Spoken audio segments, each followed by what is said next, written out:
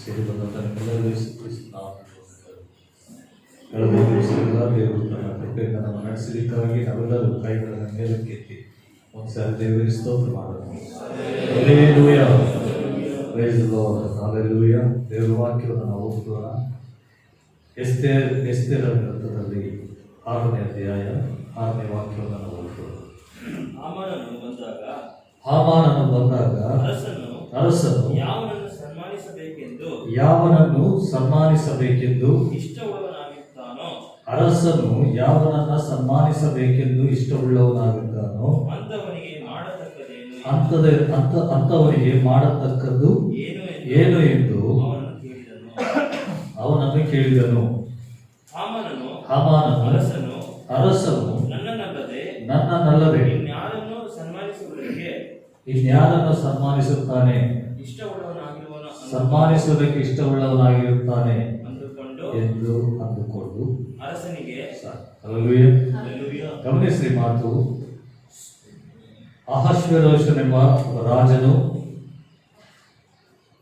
ತಾನು ಹೇಳುತ್ತಿರುವಂತಹ ಮಾತು, ಅರಸನು ಒಬ್ಬನನ್ನ ಸನ್ಮಾನಿಸಬೇಕೆಂಬುದಾಗಿ ಬಯಸುವುದಾದರೆ ಅವನು ಏನ್ ಮಾಡಬೇಕು ಎಂಬುದಾಗಿ ಈ ವಾಕ್ಯದಲ್ಲಿ ನಾವು ಗಮನಿಸಿದ್ರೆ, ಒಬ್ಬ ಅರಸನು ತನ್ನ ಪ್ರಜೆಗಳಲ್ಲಿ ಅಥವಾ ತನ್ನ ಸೈನ್ಯದಲ್ಲಿ ಅಥವಾ ತನ್ನ ಬಳಿಯಲ್ಲಿ ಕೆಲಸ ಅವರಲ್ಲಿ ಒಬ್ಬನನ್ನ ಸನ್ಮಾನಿಸಬೇಕೆಂಬ ಒಂದು ಆಲೋಚನೆ ಅವನಿಗೆ ಬಂದ ಹಾಗೆ ಈ ವಾಕ್ಯದಲ್ಲಿ ಬರೆಯಲ್ಪಟ್ಟಿದೆ. ರಾಜನನ್ನ ಸನ್ಮಾನ ಮಾಡುವಂಥದ್ದು ಅದು ಸರ್ವ ಸಾಧಾರಣವಾದಂಥ ವಿಷಯಗಳು. ದೇವರ ವಾಕ್ಯದಲ್ಲೂ ಜ್ಞಾನೋಕ್ತಿ ಪುಸ್ತಕದಲ್ಲಿ ಬರೆಯಲ್ಪಟ್ಟಿದೆ. ಅರಸನನ್ನ ಸನ್ಮಾನ ಮಾಡಬೇಕೆಂಬುದಾಗಿ, ರಾಜನನ್ನ ಸನ್ಮಾನ ಮಾಡಬೇಕು. ಹೊಸ ಒಡಂಬಡಿಕೆಯಲ್ಲೂ ಸಹ ಆ ಮಾತುಗಳು ಬರೆಯಲ್ಪಟ್ಟಿದೆ. ನಮ್ಮ ಮೇಲಿನ ಅಧಿಕಾರಿಗಳನ್ನ ನಾವು ಸನ್ಮಾನ ಮಾಡಬೇಕು, ಅವರಿಗೆ ವಿರುದ್ಧವಾಗಿ ಮಾತಾಡಬಾರದು. ಅವರನ್ನು ಸನ್ಮಾನ ಮಾಡುವಂಥದ್ದು ನಮಗೆ ಕೊಡಲ್ಪಟ್ಟದ್ದು ಒಂದು ಆಜ್ಞೆ. ಆದರೆ ರಾಜನೇ ಸನ್ಮಾನ ಹೊಂದತಕ್ಕಂಥ ಒಬ್ಬ ರಾಜನೇ ಜನಾಂಗಗಳ ಮಧ್ಯದಲ್ಲಿ ಸನ್ಮಾನಕ್ಕೆ ಯೋಗ್ಯನಾದಂಥ ಒಬ್ಬ ರಾಜನೇ ಒಬ್ಬ ಸಾಮಾನ್ಯವಾದ ವ್ಯಕ್ತಿಯನ್ನ ಸನ್ಮಾನ ಮಾಡಬೇಕೆಂಬುದಾಗಿ ಬಯಸಿದ ಹಾಗೆ ಈ ವಾಕ್ಯದಲ್ಲಿ ಬರೆಯಲ್ಪಟ್ಟಿದೆ. ಅಲ್ಲವೇ, ರಾಜನನ್ನ ಜನರು ಸನ್ಮಾನ ಮಾಡೋದು ಅದು ಸಾಮಾನ್ಯ ವಿಷಯ. ಆದರೆ ರಾಜನೇ ಒಬ್ಬ ವ್ಯಕ್ತಿಯನ್ನ ಸನ್ಮಾನ ಮಾಡಬೇಕೆಂಬುದಾಗಿ ಆಲೋಚನೆ ಮಾಡಿದ ಹಾಗೆ ಈ ವಾಕ್ಯದಲ್ಲಿ ಬರೆಯಲ್ಪಟ್ಟಿದೆ.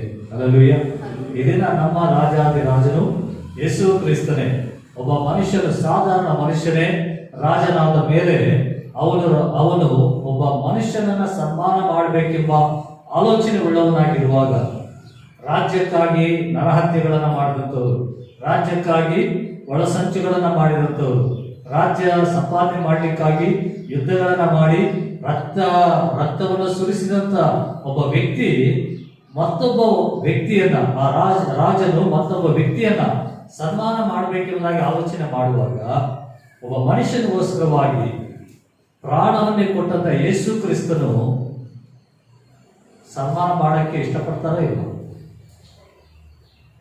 ವಿಶ್ವಾಸಿಯನ್ನ ದೇವರು ಸನ್ಮಾನ ಮಾಡಲಿಕ್ಕೆ ಇಷ್ಟಪಡ್ತಾರ ಇಲ್ಲ? ವಿಶ್ವಾಸಿಯನ್ನ ಘನಪಡಿಸಲಿಕ್ಕೆ ದೇವರು ಇಷ್ಟಪಡ್ತಾರ ಇಲ್ವಾ? ಹಲ್ಲೆಲೂಯಾ. ಪ್ರಕಟಣೆ ಗ್ರಂಥ 3:21 ಬರೆಯಲ್ಪಟ್ಟಿದೆ, ಜಯವನ್ನ ಹೊಂದಿ ನಾನು ತಂದೆ ಸಿಂಹಾಸನದ ಮೇಲೆ ಕುಳಿತುಕೊಂಡ ಪ್ರಕಾರ ಜಯಿಸುವಂತವನ್ನ ನನ್ನ ಜೊತೆಯಲ್ಲಿ ನನ್ನ ಸಿಂಹಾಸನದ ಮೇಲೆ ಕೂರಿಸುತ್ತೇನೆ ಎಂಬುದಾಗಿ. ಹಲ್ಲೆಲೂಯಾ. ಈ ಅರಸನು ಒಬ್ಬ ವ್ಯಕ್ತಿಯನ್ನ ಸನ್ಮಾನ ಮಾಡಬೇಕೆಂಬುದಾಗಿ ಬಯಸ್ತಾ ಇದ್ದಾನೆ. ಆದರೆ ಯೇಸು ಕ್ರಿಸ್ತನು ತನ್ನ ಸಿಂಹಾಸನದ ಮೇಲೆ ಕೂರಿಸಬೇಕೆಂಬುದಾಗಿ ಬಯಸ್ತಾ ಇದ್ದಾನೆ. ಹಲ್ಲೆಲೂಯಾ. ಅದಕ್ಕೆ ತಕ್ಕವನು ಯಾರಾಗಿರುತ್ತಾನೆ? ಇಲ್ಲಿ ನಾವು ಗಮನಿಸಿದ್ರೆ, ರಾಜನು ಯಾರನ್ನ ಸನ್ಮಾನಿಸಲಿಕ್ಕೆ ಬಯಸ್ತಾ ಇದ್ದಾನೆ ಅಂತ. ಹಲ್ಲೆಲೂಯಾ. ಅರಸನು ಯಾರನ್ನ ಸನ್ಮಾನ ಮಾಡಲಿಕ್ಕೆ ಇಷ್ಟವುಳ್ಳವನಾಗಿದ್ದಾನೆ, ಅಪೇಕ್ಷೆ ಉಳ್ಳವನಾಗಿದ್ದಾನೆ. ಇಲ್ಲಿ ನಾವು ಗಮನಿಸಿದ್ರೆ, ಮೊರ್ದೆಕೈನನ್ನ ಘನಪಡಿಸಬೇಕೆಂಬುದಾಗಿ ದೇವರು ಒಂದು ತೀರ್ಮಾನವನ್ನ ಮಾಡಿಕೊಂಡ್ರು. ರಾಜನ ಒಂದು ತೀರ್ಮಾನವನ್ನ ಮಾಡಿಕೊಂಡ್ರು. ಅದಕ್ಕೆ ಕಾರಣ ಇದೆ. ಏನೋ ಕಾರಣ ಅಂದ್ರೆ, 2ನೇ ಅಧ್ಯಾಯದಲ್ಲಿ 21ನೇ ವಾಕ್ಯದಿಂದ ನಾವು ಓದ್ಕೊಂಡ್ರೆ 3 ವಚನಗಳಲ್ಲಿ, ಆ ದಿನಗಳಲ್ಲಿ ಮೊರ್ದೆಕೈ ರಾಜ ಓದ್ರೆ ಮಾತು 21. ಆ ದಿನಗಳಲ್ಲಿ ಮೊರ್ದೆಕೈಯು ಅರಮನೆಯ ಹೆಬ್ಬಾಗಿಲಿನಲ್ಲಿ ಕುಳಿತುಕೊಂಡಿದ್ದಾಗ ಅರಮನೆಯ ದ್ವಾರಪಾಲಕರಾದ ಬಿಗೇತಾನ್ ತೆರೇಷ್ ಎಂಬ ಇಬ್ಬರು ರಾಜ ಕಂಚುಕಿಯರು ಕೋಪವುಳ್ಳವರಾಗಿ ಅರಸನಾದ ಅಹಷ್ವೇರೋಷನಿಗೆ ವಿರೋಧವಾಗಿ ಕೈ ಎತ್ತಬೇಕೆಂದು ಒಳಸಂಚನ ಮಾಡಿದರು. ತೆಲುಗಲ್ಲಿ ಬರೆಯಲ್ಪಟ್ಟಿದೆ, ಆತನನ್ನ ಸಾಯಿಸಬೇಕು ಎಂಬುದಾಗಿ ಆಲೋಚನೆಯನ್ನ ಮಾಡಿದರು. ಅರಸನನ್ನ ಸಾಯಿಸಬೇಕೆಂಬುದಾಗಿ ಆಲೋಚನೆ ಮಾಡಿದಂತ ಈ ಸಂಗತಿ ಮೊರ್ದಕೈಗೆ ತಿಳಿಯಬಹುದು ಎಂಬುದಾಗಿ ವಾಕ್ಯದಲ್ಲಿ ಬರೆಯಲ್ಪಟ್ಟಿದೆ. ಇದನ್ನು ತಿಳ್ಕೊಂಡಂತ ಮೊರ್ದಕೈ ಏನ್ ಮಾಡಿದನಂದ್ರೆ 22ನೇ ವಚನದಲ್ಲಿ ಈ ವಿಷಯವನ್ನ, ಈ ಸಂಗತಿಯು ಮೊರ್ದಕೈಗೆ ಗೊತ್ತಾದಾಗ ಅವನು ಅದನ್ನು ಎಸ್ತೇರ್ ರಾಣಿಗೆ ತಿಳಿಸಿದನು. ಆಕೆಯು ಅವನ ಹೆಸರನ್ನು ಅರಸನಿಗೆ ಹೇಳಿ ಆ ಸಂಗತಿಯನ್ನ ತಿಳಿಸಿದಳು. ಹಲ್ಲೆಲೂಯಾ.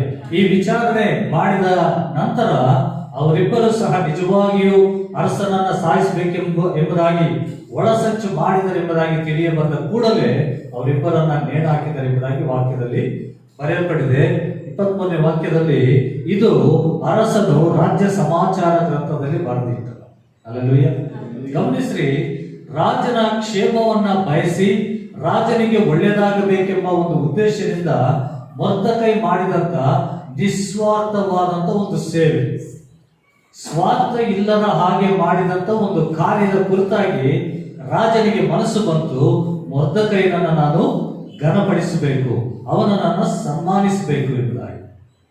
ರಾಜನ ಬಳಿಯಲ್ಲಿ ಸನ್ಮಾನಕ್ಕೆ ಯೋಗ್ಯರು ಯಾರು ಅಂತ ನಾವು ಗಮನಿಸಿದ್ರೆ, ಸ್ವಾರ್ಥವಿಲ್ಲದ ಹಾಗೆ ಕೆಲಸ ಮಾಡಿದಂತ ಒಬ್ಬ ವ್ಯಕ್ತಿ. ಇದನ್ನ ದೇವರು ಯಾರನ್ನ ಸನ್ಮಾನ ಮಾಡುತ್ತಾನೆ ಎಂಬುದಾಗಿ ನಾವು ಗಮನಿಸಿದ್ರೆ, ದೇವರ ಸೇವೆಯಲ್ಲಿ ಸ್ವಾರ್ಥವಿಲ್ಲದ ಹಾಗೆ ಮಾಡುವಂತ ವ್ಯಕ್ತಿ, ದೇವರ ಕೆಲಸಗಳನ್ನ ಸ್ವಾರ್ಥವಿಲ್ಲದ ಹಾಗೆ ಮಾಡುವಂತ ವ್ಯಕ್ತಿ. ಇಲ್ಲಿ ನಾವು ವಾಕ್ಯದಲ್ಲಿ ಗಮನಿಸಿದ್ರೆ ಮೊರ್ದಕೈನು ಏನ್ ಮಾಡಿದ್ದಾನೆ, ರಾಜನ ಪ್ರಾಣಗಳಿಗೆ ಸಮಸ್ಯೆ ಇರುವಾಗ, ಅಂದ್ರೆ ಅಪಾಯವಿರುವಾಗ ಆ ವಿಷಯಗಳನ್ನು ತಿಳಿಸಿ ರಾಜನ ಪ್ರಾಣವನ್ನೇ ಕಾಪಾಡಿದನೆ ಎಂಬುದಾಗಿ ವಾಕ್ಯದಲ್ಲಿ ಗಮನಿಸ್ತೇವೆ. ಗಮನಿಸ್ರಿ, ರಾಜನ ಆ ಸ್ಥಾನ ಅದು ಬೇರೆ. ಅಂದ್ರೆ ರಾಜನ ಏನಾದ್ರೂ ಮಾಡ್ಲಿಕ್ಕೆ ಅರ್ಹತೆ ಇರುವಂತ ವ್ಯಕ್ತಿ, ಅಧಿಕಾರ ಇರುವಂತ ವ್ಯಕ್ತಿ.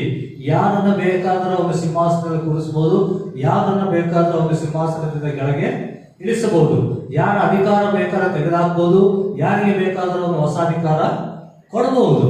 ಅಂತ ಒಂದು ಅಧಿಕಾರ ಇರುವಂತ ಅರಸನಿಗೆ ಒಂದು ಉಪಕಾರವನ್ನ ಮಾಡಿದರೆ ಅರಸನ ಏನ್ ಮಾಡ್ತಾನೆ, ಉಪಕಾರ ಮಾಡಿದವನಿಗೆ ಬಹುಮಾನಗಳನ್ನ ಪ್ರಕಟಿಸುವುದು ಅದು ಸರ್ವಸಾಧಾರಣವಾದಂತ ವಿಷಯ.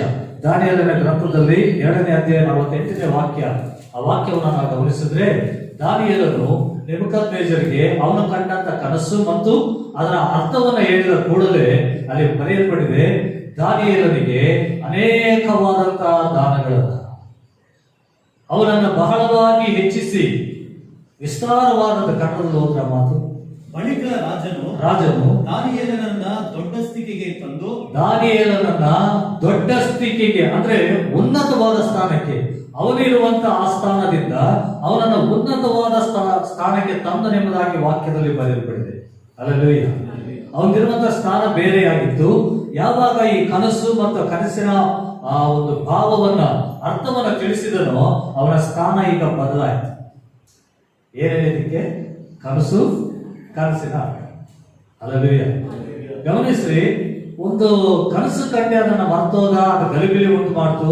ಈ ಗಲಿಬಿಲಿಯನ್ನ ಸರಿ ಮಾಡಿದಿಕ್ಕೇನೆ ಅರಸನು ಅವನನ್ನ ಹೆಚ್ಚಿಸಿ ಉನ್ನತವಾದ ಸ್ಥಾನವನ್ನು ಕೊಟ್ರೆ, ಮೊರ್ದಕೈಗೆ ಯಾವ ಸ್ಥಾನ ಇತ್ತು ಅದೇ ಸ್ಥಾನ. ಹಲ್ಲೆಲೂಯಾ. ಮೊರ್ದಕೈ ಮಾಡಿದ್ದು ಪ್ರಾಣಕ್ಕೆ ಅಪಾಯ ಇರುವಂತ ಸಂದರ್ಭದಲ್ಲಿ ಅವನಿಗೆ ವಿಷಯ ತಿಳಿಸಿ ಅರಸನ ಪ್ರಾಣವನ್ನೇ ಕಾಪಾಡಿದಂತ ವ್ಯಕ್ತಿ, ಅರಸನಿಗೆ ಇರುವಂತ ಅಪಾಯವನ್ನ ತಿಳಿಸಿ ಅದರಿಂದ ತಪ್ಪಿಸಿಕೊಳ್ಳಿಕ್ಕೆ ಅವಕಾಶ ಮಾಡಿದಂತ ವ್ಯಕ್ತಿ. ಆದ್ರೆ ಮೊರ್ದಕೈ ಸ್ಥಾನ ಬದಲಾಗಲಿಲ್ಲ. ಮೊರ್ದಕೈ ಯಥಾ ಪ್ರಕಾರವಾಗಿ ಮತ್ತೆ ಅದೇ ಊರಿನ ಹೆಬ್ಬಾಗಿಲಲ್ಲಿ ಉಳಿದಿದ್ದಾನೆ. ಮೊರ್ದಕೈ ಯಥಾ ಪ್ರಕಾರವಾಗಿ ಅದೇ ಸ್ಥಾನದಲ್ಲಿದ್ದಾನೆ. ಮೊರ್ದಕೈಗೆ ಯಾವ ಬಹುಮತಿಯೂ ಸಹ ಸಿಗಲಿಲ್ಲ. ದಾನಿಯೇಲನಿಗೆ 2 ವಿಷಯ ಏನಿದೆ ನೋಡಿ, ಅವನಿಗೆ ಅಮೂಲ್ಯವಾದ ಬಹುಮಾನಗಳನ್ನು ಕೊಟ್ಟು ಗಮನಿಸಿದೆ, ಅಮೂಲ್ಯವಾದಂತ ಬಹುಮಾನಗಳು ಅಂದ್ರೆ ವಿಶೇಷವಾಗಿ ಸ್ಪೆಷಲ್ ಆಗಿರುವಂತ ಬಹುಮಾನಗಳು, ಬೆಲೆ ಉಳ್ಳಂತ ಬಹುಮಾನಗಳು. ಆಲೋಚನೆ ಮಾಡಿ, ಒಂದು ಕನಸು ಅದರ ಭಾವವನ್ನು ತಿಳಿಸಿದಂತ ದಾನಿಯೇಲನಿಗೆ ಎಷ್ಟೋ ಬೆಲೆ ಉಳ್ಳಂತದ್ದನ್ನ ನೆಬೂಕದ್ನೆಚ್ಚರ್ ಕೊಡ್ತಾ ಇದ್ದಾರೆ. ಅಮೂಲ್ಯವಾದದ್ದನ್ನ ಕೊಡ್ತಾ ಇದ್ದೇನೆ. ಕಾರಣ ಏನಂದ್ರೆ ಇದು ತುಂಬಾ ಪ್ರಾಮುಖ್ಯವಾದಂತ ವಿಷಯ. ನನಗೆ ಗಲಿಬಿಲಿ ಉಂಟಾದಾಗ ಅವನು ಅದನ್ನ ಸರಿಪಡಿಸಿದಂತ ವ್ಯಕ್ತಿ, ಇಂಥವನು ನಮ್ಮ ಆಸ್ಥಾನದಲ್ಲಿ ಇರಬೇಕು ಎಂಬುದಾಗಿ ನೆನೆಸಿ ನಿಸ್ವಾರ್ಥವಾಗಿ ಅವರು ಹೇಳಿದಂತ ಆ ಒಂದು ಕಾರ್ಯಕ್ಕೆ ಅವರು ಬಹುಮಾನಗಳನ್ನ, ವಿಶೇಷವಾದ ಅಮೂಲ್ಯವಾದ ಬಹುಮಾನಗಳನ್ನು ಕೊಟ್ಟು ಬಾಬೆಲ್ ಸಂಸ್ಥಾನದಲ್ಲೆಲ್ಲ ಅಧೀನ ಅಂದ್ರೆ ಅವನ ಅಂಡರ್ ಮಾಡಿ ಬಾಬೆಲಿನ ವಿದ್ವಾಂಸರ ಸಕಲ ಮುಖ್ಯಸ್ಥರಿಗೂ, ಜ್ಞಾನಿಗಳಿಗೂ ವಿದ್ವಾಂಸರಿಗಳ ಎಲ್ಲರಿಗೂ ಸಹ ಅವರ ಮುಖ್ಯಸ್ಥರೆಲ್ಲರ ಮೇಲೂ ಅವನನ್ನ ಮುಖ್ಯಸ್ಥನನ್ನಾಗಿ ನೇಮಿಸಿದನು. ಅವರೆಲ್ಲರ ಮೇಲೆ ಇವರೇ ಪ್ರಧಾನಿಯನ್ನಾಗಿದೆ ಆ ಅರಸನು ಮಾಡ್ತಾ ಇದ್ದಾರೆ. ಅಲ್ಲಲ್ಲಿ ಗಮನಿಸ್ರಿ, ಈ ಕನಸಿನ ಒಂದು ಭಾವವನ್ನ ತಿಳಿಸಿದ ಆ ವ್ಯಕ್ತಿಗೆ ಇಷ್ಟೊಂದು ಬಹುಮಾನಗಳು ಸಿಕ್ಕಿದ್ರೆ, ಇಷ್ಟೊಂದು ಉನ್ನತವಾದ ಸ್ಥಾನ ಸಿಕ್ಕಿದ್ರೆ ಮೊರ್ದಕೈಗೆ ಸಿಗಬೇಕಿತ್ತಲ್ವ? ಮೊರ್ದಕೈಗೂ ಸಿಗ್ಬೇಕಾಗಿತ್ತು, ಅಟ್ಲೀಸ್ಟ್ ಬಹುಮಾನ ಸಿಗ್ಬೇಕಾಗಿತ್ತು. ಅವನನ್ನ ಕರೆದಿ, ಶಬಾಷ್, ನೀನು ನನಗೋಸ್ಕರವಾಗಿ ಒಳ್ಳೆ ಸಂದೇಶ ಕೊಟ್ಟಿದ್ದೀಯಾ, ನನ್ನ ಪ್ರಾಣ ನೀನು ಹೇಳಿದ ಆ ವಿಷಯದಿಂದ ಇದನ್ನ ನಾನು ಜೀವಂತವಾಗಿದ್ದೇನೆ ಎಂಬುದಾಗಿ ಅವನನ್ನ ಪ್ರಶಂಸಿಸಬೇಕಾಗಿತ್ತು. ಆದರೆ ಯಾವ ಒಂದು ಕಾರ್ಯದಲ್ಲಿ ನಡೆಯಲಿಲ್ಲ. ಅದೇ ಆ ವಿಷಯದಲ್ಲಿ ಮೊರ್ದಕೈ ಸಹ ತಿರುಗಿ ರಾಣಿಯ ಬಳಿಯಲ್ಲಿ ಒಂದು ಮಾತಾದರೂ ಮಾತಾಡಲಿಲ್ಲ. ಅಲ್ಲವೇ ರಾಣಿ ಬಳಿಗೆ ಹೋಗಿ ನಿನ್ ಗಂಡ ಮಾಡಿದ ಸರಿನಾ, ರಾಜ ಮಾಡಿದ ಸರಿನಾ, ಇಷ್ಟೊಂದು ಒಳ್ಳೆ ವಿಷಯ ತಿಳಿಸಿದ್ರೆ ಒಂದು ಕರೆದು ಒಂದು ನಾನು ಈ ಸ್ಥಾನದಲ್ಲಿ ಇದ್ದೀನಪ್ಪ, ನನ್ಗೊಂದು ಒಳ್ಳೆ ಸ್ಥಾನ ಕೊಡ್ಲಿಕ್ಕೆ ಏನಾಯ್ತು? ಮಾತಾಡ್ಲಿಲ್ಲ. ಎಷ್ಟೊಂದು ಉಪಕಾರ ಮಾಡಿದ್ದೀನಲ್ಲ, ಅವನ್ ಪ್ರಾಣನೇ ಹೋಗಿದ್ರೆ ನೆಕ್ಸ್ಟ್ ರಾಜ ಯಾರಾಗ್ತಿದ್ರು? ಒಂದ್ ವೇಳೆ ಹಾಮಾನೇ ಆಗ್ತಿತ್ತು ಏನೋ ಗೊತ್ತಿಲ್ಲ. ಇಂಥ ಒಂದು ಒಳಸಂಚು ನಡೆಯುತ್ತಿರುವಾಗ ಅದನ್ನ ತಿಳಿಸಿದಂತ ನನಗೆ, ರಾಜನಿಗೆ ಒಂದು ಕೃತಜ್ಞತೆ ಬೇಡ, ಒಂದು ಹಾರ ಹಾಕ್ಲಿಲ್ಲ, ನನಗೆ ಒಂದು ಸನ್ಮಾನ ಮಾಡಲಿಲ್ಲ, ಜನರ ಮುಂದೆ ಇಂಥವನಿಂದನೇ ಈ ಉಪಕಾರ ನಡೀತು ಅಂತ ಹೇಳಿಲ್ಲ. ಇದನ್ನ ವಿಶ್ವಾಸಿ ದೇವರ ಸನ್ನಿಧಾನದಲ್ಲಿ ಮಾಡುವಂತ ಕಾರ್ಯಗಳು, ಅರಸನ ಮುಂದೆ ಮಾಡುವಂತ ಕಾರ್ಯಗಳು ಎಂಥವಾಗಿರ್ಬೇಕೆಂಬುದಾಗಿ ಮೊರ್ದಕೈ ಮೂಲಕ ನಾವು ಕಲಿಬೇಕು. ಅಲ್ಲವೇ ಈ ರಾಣಿ ಸಭೆಗೆ ಸೂಚನೆ, ಅರಸನ ಯೇಸು ಕ್ರಿಸ್ತನಿಗೆ ಸೂಚನೆ, ಮೊರ್ದಕೈ ವಿಶ್ವಾಸಿಗೆ ಸೂಚನೆ. ಈ ವಿಶ್ವಾಸಿ ಈ ಸಭೆ ಮೂಲಕವಾಗಿ ತಿಳಿಸಿದಂತ ವಿಷಯಕ್ಕೆ, ಸಭೆ ಮೂಲಕವಾಗಿ ಮಾಡಿದಂತ ಉಪಕಾರಕ್ಕೆ ಬದಲಾಗಿ ಅವನು ಪ್ರತ್ಯುಪಕಾರವನ್ನ ಕೇಳ್ತಾ ಇಲ್ಲ ಎನ್ನುವ ವಿಷಯವನ್ನ ನಾವು ತಿಳ್ಕೊಬೇಕು. ಅಲ್ಲವೇ ಅರಸನು ಈ ಮೊರ್ದಕೈನನ್ನ ಹೆಚ್ಚಿಸಬೇಕು, ಅವನನ್ನ ಸನ್ಮಾನಿಸಬೇಕು, ಅವನನ್ನ ಘನಪಡಿಸಬೇಕೆಂಬುದಾಗಿ ಆಲೋಚನೆ ಮಾಡಲಿಕ್ಕೆ ಕಾರಣ ಏನಂದ್ರೆ ಅವನ ನಿಸ್ವಾರ್ಥವಾದಂತ ಸೇವೆ, ಅವರು ಮಾಡಿದಂತ ಸ್ವಾರ್ಥವಿಲ್ಲದ ಕೆಲಸಗಳು. ಇದನ್ನ ಸಭೆಯಲ್ಲಿ ಅಥವಾ ಸುವಾರ್ತೆ ಸೇವೆಯಲ್ಲಿ, ದೇವರ ಕೆಲಸದಲ್ಲಿ ನಾವು ಮಾಡುವಂತ ಕಾರ್ಯಗಳು ಸ್ವಾರ್ಥವುಳ್ಳದ್ದಾಗಿದೆಯಾ ಅಥವಾ ಸ್ವಾರ್ಥ ಇಲ್ಲದವುಗಳಾಗಿ ಇದಾವ? ಆಲೋಚನೆ ಮಾಡಬೇಕು. ಸೇವಕರಿಂದ ಹೊಗಳಿಕೆಗಾಗಿ ಅಥವಾ ದೇವರಿಂದ ಹೊಗಳಿಕೆಗಾಗಿ, ಯಾವ ಹೊಗಳಿಕೆಗಾಗಿ ನಾವು ಮಾಡ್ತಾ ಇದ್ದೇವೆ? ಇಲ್ಲ ಜನರಿಂದ ಹೊಗಳಿಕೆಗಾಗಿ. ಎರಡು ಕಾರ್ಯಗಳು, ಒಂದು ಸೇವಕರಿಂದ ಜನರಿಂದ ಹೊಗಳಿಕೆಗಾಗಿ ಮಾಡುವಂಥದ್ದು, ಇನ್ನೊಂದು ನಾನು ಯಾರ ಹೊಗಳಿಕೆ ಬೇಡ, ದೇವರು ನನ್ನನ್ನು ಹೊಗಳಬೇಕು. ಅಲ್ಲವೇ 2ನೇ ಕೊರಿಂಥ ಪತ್ರಿಕೆ 10ನೇ ಅಧ್ಯಾಯದಲ್ಲಿ 18ನೇ ವಚನದಲ್ಲಿ ಬರೆಯುತ್ತದೆ, ದೇವರು ಯಾರನ್ನ ಮೆಚ್ಚುತ್ತಾನೋ ಅವನೇ ಯೋಗ್ಯನು ಎಂಬುದಾಗಿ. ಕರ್ತನು ಯಾರನ್ನ ಹೊಗಳುತ್ತಾನೋ ಅವನೇ ಯೋಗ್ಯನು. ಒಂದ್ ವೇಳೆ ಮನುಷ್ಯ ಹೊಗಳಬಹುದು, ನೀವು ಮಾಡಿದಂತ ಕಾರ್ಯಗಳಿಗೆ ಮನುಷ್ಯ ನಿಮ್ಮನ್ನ ಹೆಚ್ಚಿಸಲಿಕ್ಕಾಗಿ ಹೊಗಳಬಹುದು, ನಿಮ್ಮನ್ನ ಘನಪಡಿಸಲಿಕ್ಕಾಗಿ ಹೊಗಳಬಹುದು, ನೀವು ಇನ್ನೂ ಅನೇಕ ಸಹಾಯ ಮಾಡಲಿ ಎಂಬುದಾಗಿ ಮನುಷ್ಯ ನಿಮ್ಮನ್ನ ಹೊಗಳಬಹುದು. ಆದ್ರೆ ದೇವರು ಯಾರನ್ನ ಹೊಗಳ್ತಾರೆ ಗೊತ್ತಾ? ಸ್ವಾರ್ಥವಿಲ್ಲದ ಹಾಗೆ ಸೇವೆ ಮಾಡೋದು, ಸ್ವಾರ್ಥ ಇಲ್ಲದ ಹಾಗೆ ಕೆಲಸ ಮಾಡೋದು. ಹಾಮಾನ ಅನ್ಕೊಂತಾನೆ, ನನ್ನನ್ನಲ್ಲದೆ ಯಾರನ್ನು ಹೊಗಳ್ತಾರೆ ಎಂಬುದಾಗಿ. ಹಾಮಾನನನ್ನ ಹೊಗಳಿಲ್ಲ. ಕಾರಣ ಏನು ಗೊತ್ತಾ? ಹಾಮಾನನ ಆಲೋಚನೆಗಳೆಲ್ಲವೂ ಸಹ ಸ್ವಾರ್ಥವುಳ್ಳಂತ ಆಲೋಚನೆಗಳು. ಅಲ್ಲಿ ನಾವು ವಾಕ್ಯದಲ್ಲಿ ಗಮನಿಸಿದ್ರೆ, ಎಸ್ತೇರಳ ಪುಸ್ತಕದಲ್ಲಿ 5ನೇ ಅಧ್ಯಾಯ 10, 11, 12 ವಚನಗಳನ್ನ ನಾವು ಓದ್ಕೊಂಡ್ರೆ,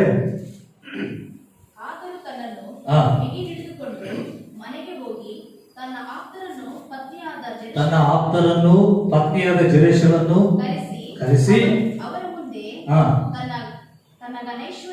ತನಗೆ ಉಂಟಾದಂತ ಐಶ್ವರ್ಯವನ್ನು, ಪುತ್ರಗಳ ಲಾಭಾತಿಶಯವನ್ನು, ಅರಸನು ತನ್ನನ್ನು ಸನ್ಮಾನಿಸಿ ಎಲ್ಲ ಸರ್ದಾರಗಳಲ್ಲಿಯೂ ರಾಜ ಸೇವಕರಲ್ಲಿಯೂ ನನಗೆ ಶ್ರೇಷ್ಠ ಸ್ಥಾನವನ್ನು ಒಂದು ಶ್ರೇಷ್ಠವಾದ ಸ್ಥಾನವನ್ನು ಕೊಟ್ಟಂತ ವಿಷಯದ ಕುರಿತಾಗಿ ವರ್ಣಿಸಿದ ಮೇಲೆ ವರ್ಣಿಸ್ತಾ ಇದ್ದಾನೆ. ಹಲ್ಲೆಲೂಯಾ. ಹಾಮಾನನ ಸ್ವಭಾವ, ನನಗೆ ಬಂದಂತ ಬಹುಮಾನಗಳು, ನನಗೆ ಬಂದಂತ ಆಸ್ತಿ, ನನಗೆ ಬಂದಂತ ಅಧಿಕಾರ, ಅವುಗಳ ಕುರಿತಾಗಿ ವರ್ಣಿಸ್ತಾ ಇದ್ದಾನಂತೆ. ಯಾರನ್ನ ಕರೆದಿ? ಸ್ನೇಹಿತರನ್ನ ಕರೆದಿ, ಹೆಂಡತಿಯನ್ನ ಕರೆದಿ, ಅವನಿಗೆ ಸಂಬಂಧಪಟ್ಟ ಎಲ್ಲರನ್ನ ಕರೆದಿ, ನೋಡಿದ್ರಾ ನನ್ನ ಆಸ್ತಿ ಎಷ್ಟಿದೆ, ನನ್ನ ಆಸ್ತಿ ಇಷ್ಟೊಂದಿದೆ, ನಾನು ಇಷ್ಟೊಂದಾಗಿ ಸಂಪಾದನೆ ಮಾಡಿದ್ದೀನಿ, ಐಶ್ವರ್ಯದ ಕುರಿತಾಗಿ ವಿವರಿಸ್ತಾ ಇದ್ದಾರೆ. ಈ ದಿನಗಳಲ್ಲಿ ಇರ್ತಾರೆ, ಅದೇ ನಮ್ಮ ಬ್ಯಾಂಕ್ ಬ್ಯಾಲೆನ್ಸು ಒಂದಿಷ್ಟು ಒಂದಷ್ಟು ಅಂದರೆ ಹೇಳ್ಕೊಳಕ್ಕೆ, ಇನ್ನೊಬ್ಬರ ಹತ್ರ ಹೇಳ್ಕೊಳ್ಳೋಕ್ಕೆ, ನಮ್ಮ ಹತ್ರ ಇರುವಂಥ ಕೆಲವು ವಿಷಯಗಳು ಅವ್ರ ಮುಂದೆ ನಾವು ಹಂಚ್ಕೊಳ್ಳುವಂಥದ್ದು, ಅವುಗಳನ್ನ ಕೇಳಿ ಅಪ್ಪ ಇದೆಲ್ಲ ಇದೆಯಾ ಅಂತ ಹೇಳಿಸ್ಕೋಬೇಕೆಂಬುದಾಗಿ ಮಾತಾಡುವಂಥ ಸಂಗತಿಗಳು. ಇದು ಶರೀರ ಸಂಬಂಧವಾಗಿ ಮಾತ್ರ ಅಲ್ಲ, ಆತ್ಮ ಸಂಬಂಧವಾಗಿಯೂ ಸಹ ಅಷ್ಟೇ.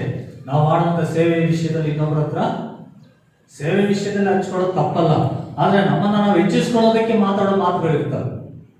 ನಾವೇನೋ ಸ್ಪೆಷಲ್ ಆಗಿ ಮಾಡಿದ್ವಿ ಅಂತೇಳಿ ಸೇವೆ ವಿಷಯದಲ್ಲಿ ನಾವು ಮಾಡಿದಂಥ ಕಾರ್ಯಗಳನ್ನ ನಾವೇನೋ ನೀವು ಮಾಡದೇ ಇರೋದನ್ನ ನಾವು ಮಾಡಿದೀವಿ ಅನ್ನೋ ರೀತಿಯಲ್ಲಿ ಮಾತನಾಡುವಂಥವರು ಇರ್ತಾರೆ. ಮಾಡಿದಿಷ್ಟ ಅಂತ ಹೇಳ್ಕೊಳ್ಳೋದು ಇಷ್ಟು ಅಂತವ್ರು ಸಹ ಇರ್ತಾರೆ.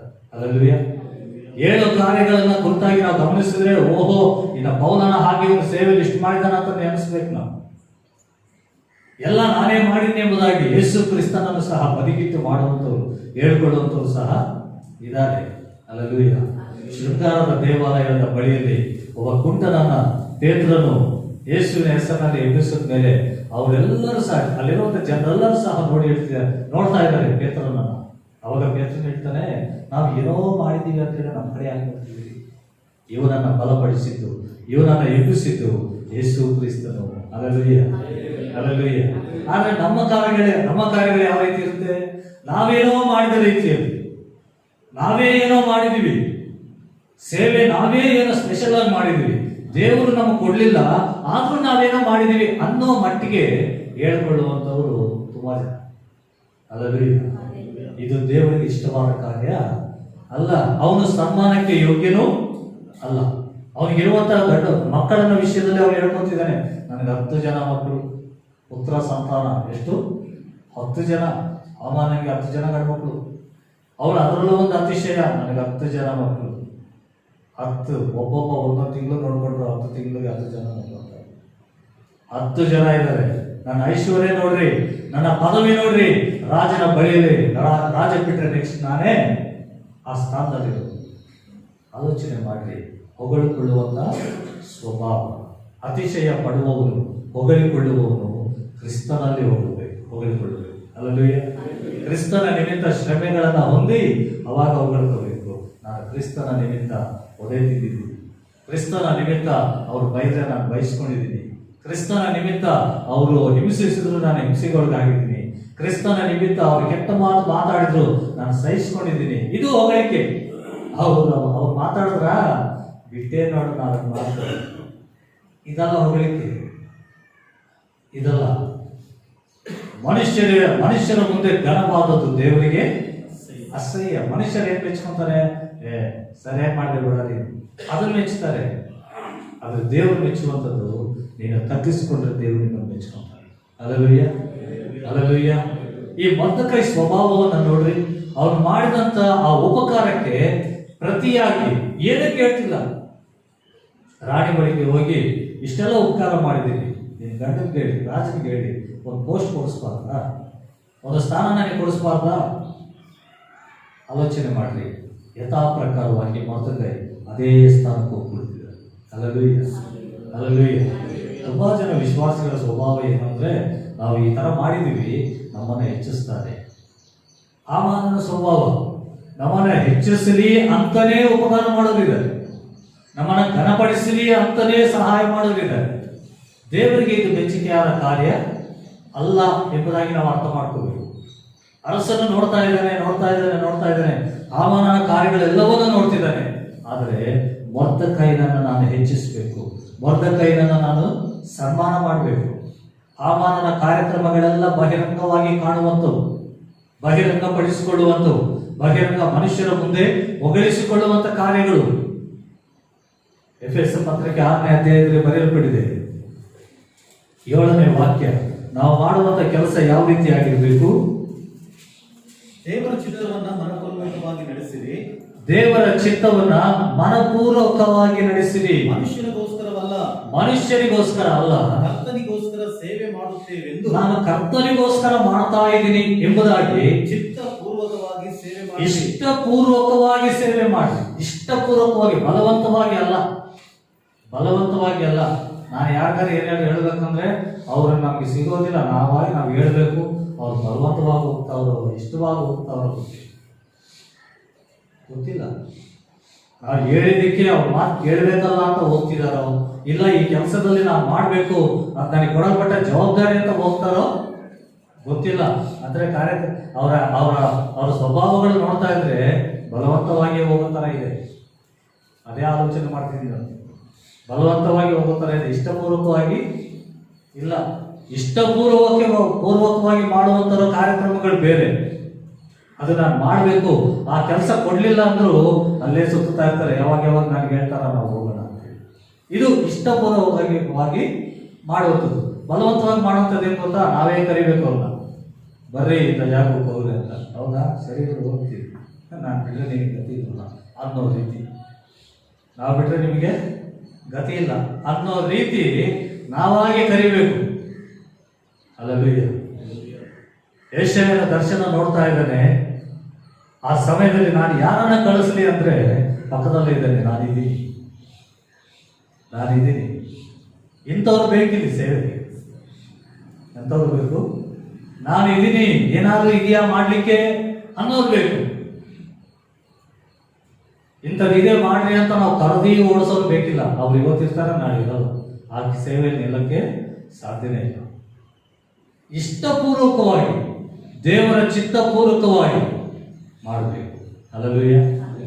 ನಾವು ಮಾಡುವಂಥ ಕಾರ್ಯಕ್ರಮಗಳು ದೇವರಿಗೆ ಮೆಚ್ಚುಗೆಯಾಗಿರ್ಬೇಕು. ಅಪೊಸ್ತಲನಾದಂಥ ಪೌಲನು, ಬರ್ನಬ ಅವರು ಉಪವಾಸ ಪ್ರಾರ್ಥನೆಯಲ್ಲಿ ಇರುವಾಗ ದೇವರು ಮಾತಾಡ್ತಿದ್ದಾರೆ ಪೇತ್ರನೊಟ್ಟಿಗೆ, ಪೇತ್ರನೇ, ಆ ಪೌಲ ಬರ್ನಬನನ್ನು ನನ್ನ ಸೇವೆಗಾಗಿ ಬೇರ್ಪಡಿಸು. ಹಲ್ಲೆಲೂಯಾ. ಅವರು ಅಲ್ಲೇ ಇದ್ದಾರೆ. ಅಲ್ಲಿವರೆಗೂ ಅವರು ಅಲ್ಲೇ ಸೇವೆ ಮಾಡ್ಕೊಂಡಿದ್ದಾರೆ. ಅವ್ರ ಸುತ್ತನೆ, ಯಾರು ಅಪೊಸ್ತಲರ ಸುತ್ತನೆ ಸೇವೆ ಮಾಡ್ಕೊತಾ ಇದ್ದಾರೆ. ಅವ್ರು ಹೇಳಿದ ಪ್ರಕಾರ ಮಾಡ್ಕೊಂತ ಅದೇ ಸೇವೆಯಲ್ಲಿದ್ದಾರೆ. ಆ ಸಮಯದಲ್ಲಿ ದೇವರು ಮಾತಾಡ್ತಿದ್ದಾರೆ, ಅವರನ್ನು ಪ್ರತ್ಯೇಕಿಸು. ಅಲ್ಲೂ ಎಲ್ಲಿದ್ದಾರೆ ಸ್ವಾಮಿ, ಅವ್ರನ್ನ ಕರೀತೀನಿ ಇರ್ರಿ ಹೇಳಿಲ್ಲ ಪೇತ್ರ. ಪ್ರತ್ಯೇಕಿಸಬೇಕಾದ್ರೆ ಅವರಲ್ಲೇ ಇತ್ತು. ದೇವರಿಗೆ ಇಷ್ಟಪೂರ್ವಕವಾದ ಸೇವೆ ಮಾಡಲಿಕ್ಕೆ ಮೊದಲು ನಾವು ಆತನ ಸನ್ನಿಧಾನದಲ್ಲಿ ಕಾಯ್ಕೊಂಡಿರ್ಬೇಕು. ಯಾವಾಗ ಹೇಳ್ತಾರ, ಯಾವಾಗ ನಮಗೆ ತಿಳಿಸ್ತಾರ, ಯಾವಾಗ ನಾನು ಏನು ಕೆಲಸ ಮಾಡಬೇಕು, ನನಗೆ ಒಪ್ಸಿದ್ದಿದೆ, ಇದು ಕೊಟ್ಟರೆ ಮಾಡ್ತೀನಿ, ಇನ್ನೊಂದು ಮಾಡಲ್ಲ, ಇಂಥವ್ರು ಸೇವೆಗೆ ಬರ್ಲಿಕ್ಕೆ ಸಾಧ್ಯನೇ ಇಲ್ಲ. ಎಲ್ಲ ಕೆಲಸಗಳನ್ನ ಮಾಡುವ. ಅಲ್ಲೂಯ್ಯ. ಅಪೊಸ್ತಲರು ಸಭೆ ದೊಡ್ಡದಾದ ಮೇಲೆ ಅವ್ರು ಏನ್ ಹೇಳಿದ್ರು ಗೊತ್ತಾ? ನಾವು ಉಪದೇಶ ಮಾಡುತ್ತಾ ಪ್ರಾರ್ಥನೆ ಮಾಡ್ತಾ ಇರೋದು ಹಂಚಿಕೊಳ್ಳಿಕ್ಕೆ ನಮಗೆ ಸಮಯ ಸಾಲ್ತಾ ಇಲ್ಲ. ಅಂದ್ರೆ ಈ ಸಭೆ ಇಷ್ಟು ಬೆಳೆಯೋದಕ್ಕಿಂತ ಮುಂಚೆ ಅಪೊಸ್ತಲರು ಏನ್ ಮಾಡ್ತಾ ಇದ್ರು? ಅದು ಹಂಚಿಕೊಡ್ತಾ ಇದ್ರು. ಎಲ್ಲಾ ಕೆಲಸಗಳನ್ನ ಮಾಡ್ತಾ ಇದ್ರು. ಸಭೆ ಬೆಳೆದ ಮೇಲೆ ಉಪದೇಶ ಜಾಸ್ತಿ ಮಾಡಬೇಕಾಗಿತ್ತು. ಸಭೆ ಈ ತರ ಟೀಮ್ಗಳು ಜಾಸ್ತಿ ಆಯ್ತು. ಅವಾಗ ಇವ್ರು ಉಪದೇಶ ಮಾಡ್ತಾನೆ ಇರಬೇಕಾಯ್ತು. ಅಂತ ಟೈಮಲ್ಲಿ ಹಂಚಿಕೊಡ್ಲಿಕ್ಕೆ ಬೇರೆಯವ್ರನ್ನ ನೇಮಿಸಿ. ಅಲ್ಲಲ್ಲಿ ಇಷ್ಟಪೂರ್ವಕವಾಗಿ ನಾವು ಮಾಡುವ ಕೆಲಸ ಮತ್ತೊಬ್ಬರಿಗೆ ತಿಳಿಬೇಕೆಂಬುದಾಗೆಲ್ಲ ಅನೇಕರು ಇರ್ತಾರೆ. ಉಪವಾಸ ಪ್ರಯತ್ನ ಮಾಡಿದ್ರು 4 ಜನ ಗೊತ್ತಾಗಬೇಕು. ಅದೇ ಮೊನ್ನೆ ಯಾಕೆ ಫೋನ್ ಸ್ವಿಚ್ ಆಫ್ ಅಂದ್ರೆ ಅದೇ ಉಪವಾಸ ಇದ್ವಿ. ಅಲ್ಲಲ್ಲಿಯ ಎಲ್ಲಿಗೆ ಹೋಗಿದ್ರಿ? ನಾಳೆ ಸಿಗ್ತೀರಾ? ನಾಳೆ ಸಿಗಲ್ಲ, ನಾವು ಸ್ವಲ್ಪ ಬಿಸಿ ಇದ್ದೀವಿ, ನಾವು ಅಲ್ಲಿಗೆ ಹೋಗ್ಬೇಕು, ಇಲ್ಲಿಗೆ ಹೋಗ್ಬೇಕು, ಸೇವೆಗೆ ಹೋಗ್ಬೇಕು. 4 ಜನಕ್ಕೆ ಗೊತ್ತಾಗುವ ರೀತಿಯಲ್ಲಿ ಮಾಡುವಂತ ಸೇವೆ ಇದು ದೇವರಿಗೆ ಇಷ್ಟವಾದ ಸೇವೆ ಅಲ್ಲ.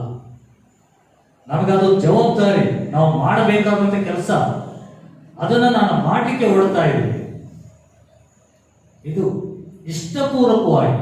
ಇಷ್ಟ ಇರೋರು ಮೊದಲೇ ಬಂದಿರ್ತಾರೆ. ಅಲ್ಲೂಯ್ಯ, ಅಲ್ಲೂಯ್ಯ. ಇಷ್ಟ ಇರೋರು, ನನಗೆ ಈ ಕೆಲಸ ನಾನು ಮಾಡಬೇಕು ಅಂತ ಇಷ್ಟ ಇರೋರು 10 ನಿಮಿಷ ಮುಂಚೆನೇ ಬಂದಿರ್ತಾರೆ. ಇರ್ತಾರ ಇಲ್ವ? ಇರ್ತಾರೆ.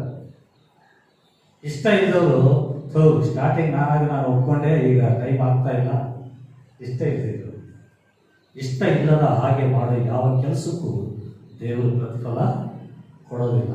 ಇಷ್ಟಪೂರ್ವಕವಾಗಿ ಅಲ್ಲೇನು ಬರೆಯಲ್ಪಟ್ಟಿದೆ, ನೀನು ಮನುಷ್ಯನಿಗಾಗಿ ಮಾಡ್ತಾ ಇಲ್ಲ, ಮನುಷ್ಯರ ಹೊಗಳಿಕೆಗಾಗಿ ನೀನು ಮಾಡ್ತಾ ಇಲ್ಲ, ನೀನು ದೇವರಿಗಾಗಿ ಮಾಡ್ತಾ ಇದ್ದೀವಿ. ಯಾರಿಗಾಗಿ ಮಾಡ್ತಾ ಇದ್ದೀವಿ? ಯಾರಿಗಾಗಿ? Hallelujah, hallelujah. ದೇವರಿಗಾಗಿ. ಯಾರಿಗಾಗಿ ಮಾಡ್ತಿದ್ವಿ? ದೇವರಿಗಾಗಿ. ಆದರೆ ಹಾಮಾನನ ಮಾಡುವಂತ ಕಾರ್ಯಕ್ರಮಗಳು ರಾಜನಿಗೋಸ್ಕರ ಅಲ್ಲ, ಬಹುಮಾನಕ್ಕೋಸ್ಕರ ಮಾಡ್ತಾ ಇದ್ದಾರೆ. ಮೊರ್ದಕೈ ಮಾಡುವಂತ ಕಾರ್ಯಕ್ರಮ ಅರಸನ ಕ್ಷೇಮಕ್ಕಾಗಿ ಮಾಡ್ತಾ ಇದ್ದಾರೆ. ಹಲ್ಲೆಲೂಯಾ. ಅವನಿಗೆ ಯಾವ ಪ್ರತಿಫಲ ಬೇಕಿಲ್ಲ, ಅರಸನ ಕ್ಷೇಮವಾಗಿದ್ದಾನ ಅಷ್ಟು ಸಾಕು, ದೇವರಿಗೆ ಸ್ತೋತ್ರ. ಆತ್ಮಗಳು ರಕ್ಷಣೆ ಬರ್ತಾ ಇದೆಯಾ, ಅಷ್ಟು ಸಾಕು, ದೇವರಿಗೆ ಸ್ತೋತ್ರ. ಆತ್ಮ ಅಭಿವೃದ್ಧಿಯಲ್ಲಿ ಅಂದ್ರೆ ದೈವಿಕವಾಗಿ ಅಭಿವೃದ್ಧಿ ಬರ್ತಾ ಇದ್ದಾರಾ, ನಂಬಿಕೆಯಲ್ಲಿ ಅಭಿವೃದ್ಧಿ ಬರ್ತಿದಾರಾ, ಅಷ್ಟು ಸಾಕು, ದೇವರಿಗೆ ಸ್ತೋತ್ರ. ಆದ್ರೆ ಹಾಮಾನನು ತನ್ನನ್ನು ತಾನು ಪ್ರಕಟಿಸ್ಕೋಬೇಕು, ತನ್ನ ಕುರಿತಾಗಿ ಹೇಳ್ಕೋಬೇಕು. ಅವನ ಸ್ವಭಾವ ಡ್ಯೂಟಿಗೆ ಹೋಗಿ ಮನೆಗೆ ಬಂದ ತಕ್ಷಣ ಕರೆಸ್ತಾನೆ, ಸ್ನೇಹಿತರನ್ನ ಅವ್ರೆಲ್ಲ ಕರೆಸಿ ಕೂರಿಸ್ಕೊಂಡು ಹೇಳ್ತಾ ಇರ್ತಾನೆ. ಏನಂತ? ಅರಸನೇ ದಿನ ಇಂಥ ಕೆಲಸ ಮಾಡಿದ್ರು, ಅಂತ ಕೆಲಸ ಮಾಡಿದ್ರಲ್ಲ, ನನಗೋಸ್ಕರ ಅರಸನ ಎಂತೆಲ್ಲ ಮಾಡಿ ಎಂತ ಮಾಡಿದ್ರೆ ಗೊತ್ತಾ? ಅರಸನ ಹತ್ರ ನನ್ನ ಸ್ಥಾನ ಏನು ಗೊತ್ತಾ? ನಾನು ಹಿಂಗೆ ಕೈ ಇಟ್ಟು ಪ್ರೇಯರ್ ಮಾಡ್ತಾರೆ, ಹಂಗೆ ಬಿದ್ದೋದು ಗೊತ್ತಾ?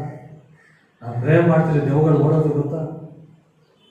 ನಾನು ವಾಕ್ಯ ಹೇಳ್ತಾ ಇದ್ರೆ ಎಷ್ಟು ಜನ ಹಬ್ಬ ಗಟ್ಟಿ ಚಪ್ಪಾಳೆ ಹೊಡೆದ್ರು ಗೊತ್ತಾ? ಇದು ತನ್ನನ್ನು ತಾನು ಹೊಗಳಿಕೊಳ್ಳುವಂಥ ಸ್ವಭಾವ, ಹಾಮಾನನ ಸ್ವಭಾವ. ಇದನ್ನ ಅನೇಕ ಕ್ರೈಸ್ತರುಗಳಲ್ಲಿ ಹಾಮಾನನ ಸ್ವಭಾವ ಕಾಣಿಸ್ತಾ ಇರುತ್ತೆ. ಅಡ್ವರ್ಟೈಸ್ಮೆಂಟ್ಗಳು ಜಾಸ್ತಿ ದಿನಗಳಲ್ಲಿ. ಒಂದು ಹಾಡು ಬಿಟ್ಟರು ಅಂದ್ರೆ ಅದು ಎಲ್ಲೆಲ್ಲೆಲ್ಲೋ ಹೋಗಿರುತ್ತೆ, ಅಲ್ಲ ಒಳ್ಳೆಯದು. ಆದರೆ ಅದರ ಉದ್ದೇಶ ಪ್ರಕಟಿಸ್ಕೋಬೇಕು ಅನ್ನೋದಾಗಿದ್ರೆ ಅದಕ್ಕೆ ಪ್ರತಿಫಲ ಬರೋದಿಲ್ಲ. ಅದು ದೇವರ ಮಹಿಮೆಗಾಗಿ ಪ್ರಕಟಿಸಿದ್ರೆ ಪ್ರತಿಫಲ ಬರುತ್ತೆ. ಹಲ್ಲೆಲೂಯಾ. ನಾವು ಮಾಡುವಂಥ ಕಾರ್ಯಕ್ರಮ ಯಾವುದೇ ಆಗಿದ್ರೂ ನಿಸ್ವಾರ್ಥವಾಗಿ ಪ್ರತಿಫಲವನ್ನು ಅಪೇಕ್ಷಿಸದೆ ನಾವು ಮಾಡಬೇಕು. ಈಗ ಮೊರ್ದಕೈ ವಿಷಯವನ್ನು ನಾವು ಗಮನಿಸಿದ್ರೆ, ಮೊರ್ದಕೈ ಯಾವ ವಿಷಯದಲ್ಲೂ ಸಹ ಪ್ರತ್ಯುಪಕಾರ ಬಯಸದೆ ಅರಸನ ಕ್ಷೇಮಕ್ಕಾಗಿ ಕೆಲಸ ಮಾಡುವುದು. ಅದಕ್ಕೆ ಅರಸನ ಹೇಳ್ತಾನೆ, ನಾನು ಅವನನ್ನು ಘನಪಡಿಸಬೇಕು ಅಂತ ನಿರ್ಣಯ ಮಾಡಿಕೊಂಡು ಹಾಮಾನನ ಒಳಗೆ ಬರ್ತಿದ್ದಾಗಲೇ ಹಾಮಾನನಿಗೆ ಹೇಳ್ತಾನೆ, ಹಾಮಾನನೇ, ನಾನೊಬ್ಬನ ಘನಪಡಿಸ್ಬೇಕು ಅನ್ಕೊಂಡಿದ್ದೀನಿ, ಸನ್ಮಾನಿಸಬೇಕು ಅನ್ಕೊಂಡಿದ್ದೀನಿ, ಅವನಿಗೆ ನಾನು ಏನ್ ಮಾಡಬೇಕು ಅಂತ ಕೇಳ್ತಾನೆ. ಕೂಡಲೇ ಹಾಮಾನನಿಗೆ ಒಂದು ಆಲೋಚನೆ. ಏನಂತ? ನನ್ನನ್ನಲ್ಲದೆ ಯಾರನ್ನ ಘನಪಡಿಸ್ತಾರೆ? ಹಲ್ಲೆಲೂಯಾ. ಇದನ್ನ ಯೇಸು ಕ್ರಿಸ್ತನಲ್ಲಿ ನಿಂತು ನಿಮ್ಮಲ್ಲಿ ಕೆಲವರಿಗೆ ನಾನು ಬಹುಮಾನ ತಂದಿದ್ದೀನಿ ಅಂತ ಹೇಳಿದ್ರೆ ನಿಮ್ಮಲ್ಲಿ ಏನು ಅನ್ಕೊಂತೀರಿ? ನನಗೂ ಸಿಗ್ಬೋದು ಬಹುಮಾನ, ನನಗೂ ಇರುತ್ತೆ. ಯಾಕಂದರೆ ಪ್ರತಿ ವಾರ ಚರ್ಚೆಗೆ ಬರ್ತೀನಿ, ಪ್ರತಿದಿನ ಪ್ರಯತ್ನ ಮಾಡ್ತೀನಿ, ವಾಕ್ಯ ಏನೋ ಚೆನ್ನಾಗಿ ಇಂಟ್ರೆಸ್ಟಿಂದ ಕೇಳ್ತೀನಿ, ಉಪವಾಸ ಪ್ರಯತ್ನಗಳು ಮಾಡ್ತೀನಿ, ಹಾಡುಗಳು ಆಡ್ತೀನಿ, ದೇವರ ವಾಕ್ಯವನ್ನು ಇನ್ನೊಬ್ಬರಿಗೆ ಹೇಳ್ತೀನಿ. ಎಲ್ಲ ಈ ಒಂದು ಅರ್ಹತೆಗಳೆಲ್ಲ ನನ್ನಲ್ಲೂ ಇದೆ. ಕೆಲವರಿಗೆ ಅಂದಮೇಲೆ ಸ್ವಲ್ಪ ಜನ ಬಿಟ್ಟರು ನನಗೂ ಸಿಗುತ್ತೆ ಅಪೇಕ್ಷೆ ಇರುತ್ತಾ ಇಲ್ವಾ? ಬರ್ತಾ ಇಲ್ವಾ? ನನಗೂ ಬಹುಮಾನ ಇದೆ. ಈಗ ಇವನು ಅನ್ಕೊಂತಿದ್ದಾನೆ, ನನ್ನನ್ನಲ್ಲದೆ ಬೇರೆ ಯಾರಿದ್ದಾರೆ? ಇದನ್ನ ಎಷ್ಟೋ ಜನ ವಿಶ್ವಾಸಿಗಳು ಇದೇ ಆಲೋಚನೆ. ಯೇಸು ಕ್ರಿಸ್ತನು ಬರ್ಲಿಕ್ಕಿದ್ದಾನೆ ಅಂದ್ರೆ ಹಾಗಾದ್ರೆ ನನ್ನನ್ನು ಕರ್ಕೊಂಡು ಹೋಗ್ತಾರೆ. ಪಕ್ಕದವ್ರು ನೋಡಿ ಅನ್ಕೊಂತೀವಿ, ಅವ್ನು ನೋಡು, ಅವ್ನು ವಾರಕ್ಕೆ ಒಂದ್ಸರಿ ಬಂದ್ರೆ ಬರ್ತಾನೆ, ಇಲ್ಲ ಅಂದ್ರೆ ಬರಲ್ಲ. ಒಂದು ವಾರ ಕಾಣಿಸ್ತಾನೆ, ಒಂದು ವಾರ ಕಾಣಿಸಲ್ಲ. ನಾನು ಪ್ರತಿ ವಾರ ಕಾಣಿಸ್ತೀನಿ, ಹಾಗಾದ್ರೆ ನನ್ನನ್ನೇ ದೇವ್ರ ಘನಪಡಿಸೋದು, ನನ್ನನ್ನೇ ದೇವರು ತನ್ನ ರಾಜ್ಯಕ್ಕೆ ಸೇರಿಸ್ಕೊಳ್ಳೋದು. ಈ ರೀತಿಯಾಗಿ ಅನೇಕ ಆಲೋಚನೆಗಳು ವಿಶ್ವಾಸಿಗಳಲ್ಲಿ ಹುಡ್ತವೆ, ನನ್ನನ್ನಲ್ಲದೆ ಇನ್ಯಾರಲ್ಲ. ಈಗ ನಾವು ಆಲೋಚನೆ ಮಾಡಬೇಕು, ಏನಂತ? ನನ್ನನ್ನು ಘನಪಡಿಸಲಿಕ್ಕೆ, ನನ್ನನ್ನು ಸನ್ಮಾನಿಸಲಿಕ್ಕೆ, ಸನ್ಮಾನಕ್ಕೆ ತಕ್ಕ ಯಾವ ಕೆಲಸ ನಾನು ಮಾಡಿದ್ದೀನಿ? ಹಾಮಾನನು ನನ್ನನ್ನಲ್ಲದೆ ಯಾರನ್ನ ಘನಪಡಿಸ್ತಾನೆ ಅಂತ ಅನ್ಕೊಳ್ಳೋಕೆ ಹಾಮಾನನು ಯಾವ ಘನ ಕಾರ್ಯವನ್ನ ಮಾಡಿದ್ದಾನೆ ಅಲ್ವಾ? ಏನ್ ಕೆಲಸ ಮಾಡಿದ್ದಾನೆ? ರಾಜನಿಗೋಸ್ಕರ, ರಾಜನ ಆ ಪ್ರಾಣ ಅಪಾಯದಿಂದ ತಪ್ಪಿಸೋಕ್ಕೋಸ್ಕರ ಅಥವಾ ರಾಜನಿಗೆ ಕ್ಷೇಮ ಉಂಟು ಮಾಡೋದಕ್ಕೋಸ್ಕರ ಯಾವ ಘನ ಕಾರ್ಯ, ಸನ್ಮಾನಕ್ಕೆ ಯೋಗ್ಯವಾದ ಯಾವ ಕಾರ್ಯವನ್ನ ಮಾಡಿದ್ದಾನೆ? ಇದನ್ನ ನಾವು ಯೋಚನೆ ಮಾಡಬೇಕು, ನಾವು ಗಮನಿಸ್ಕೋಬೇಕು.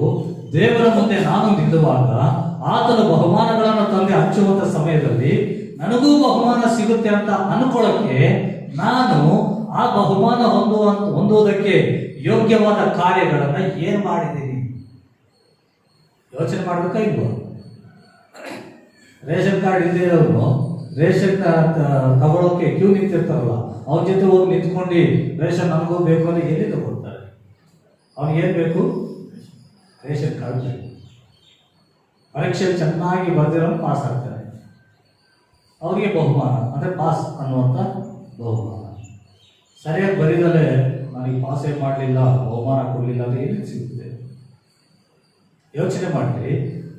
ದೇವರಿಂದ ನಮಗೆ ಬಹುಮಾನ ಸನ್ಮಾನ ಸಿಗಬೇಕಾದ್ರೆ ಅದಕ್ಕೆ ತಕ್ಕ ಕೆಲಸ ನಾನು ಏನು ಮಾಡಿದ್ದೀನಿ?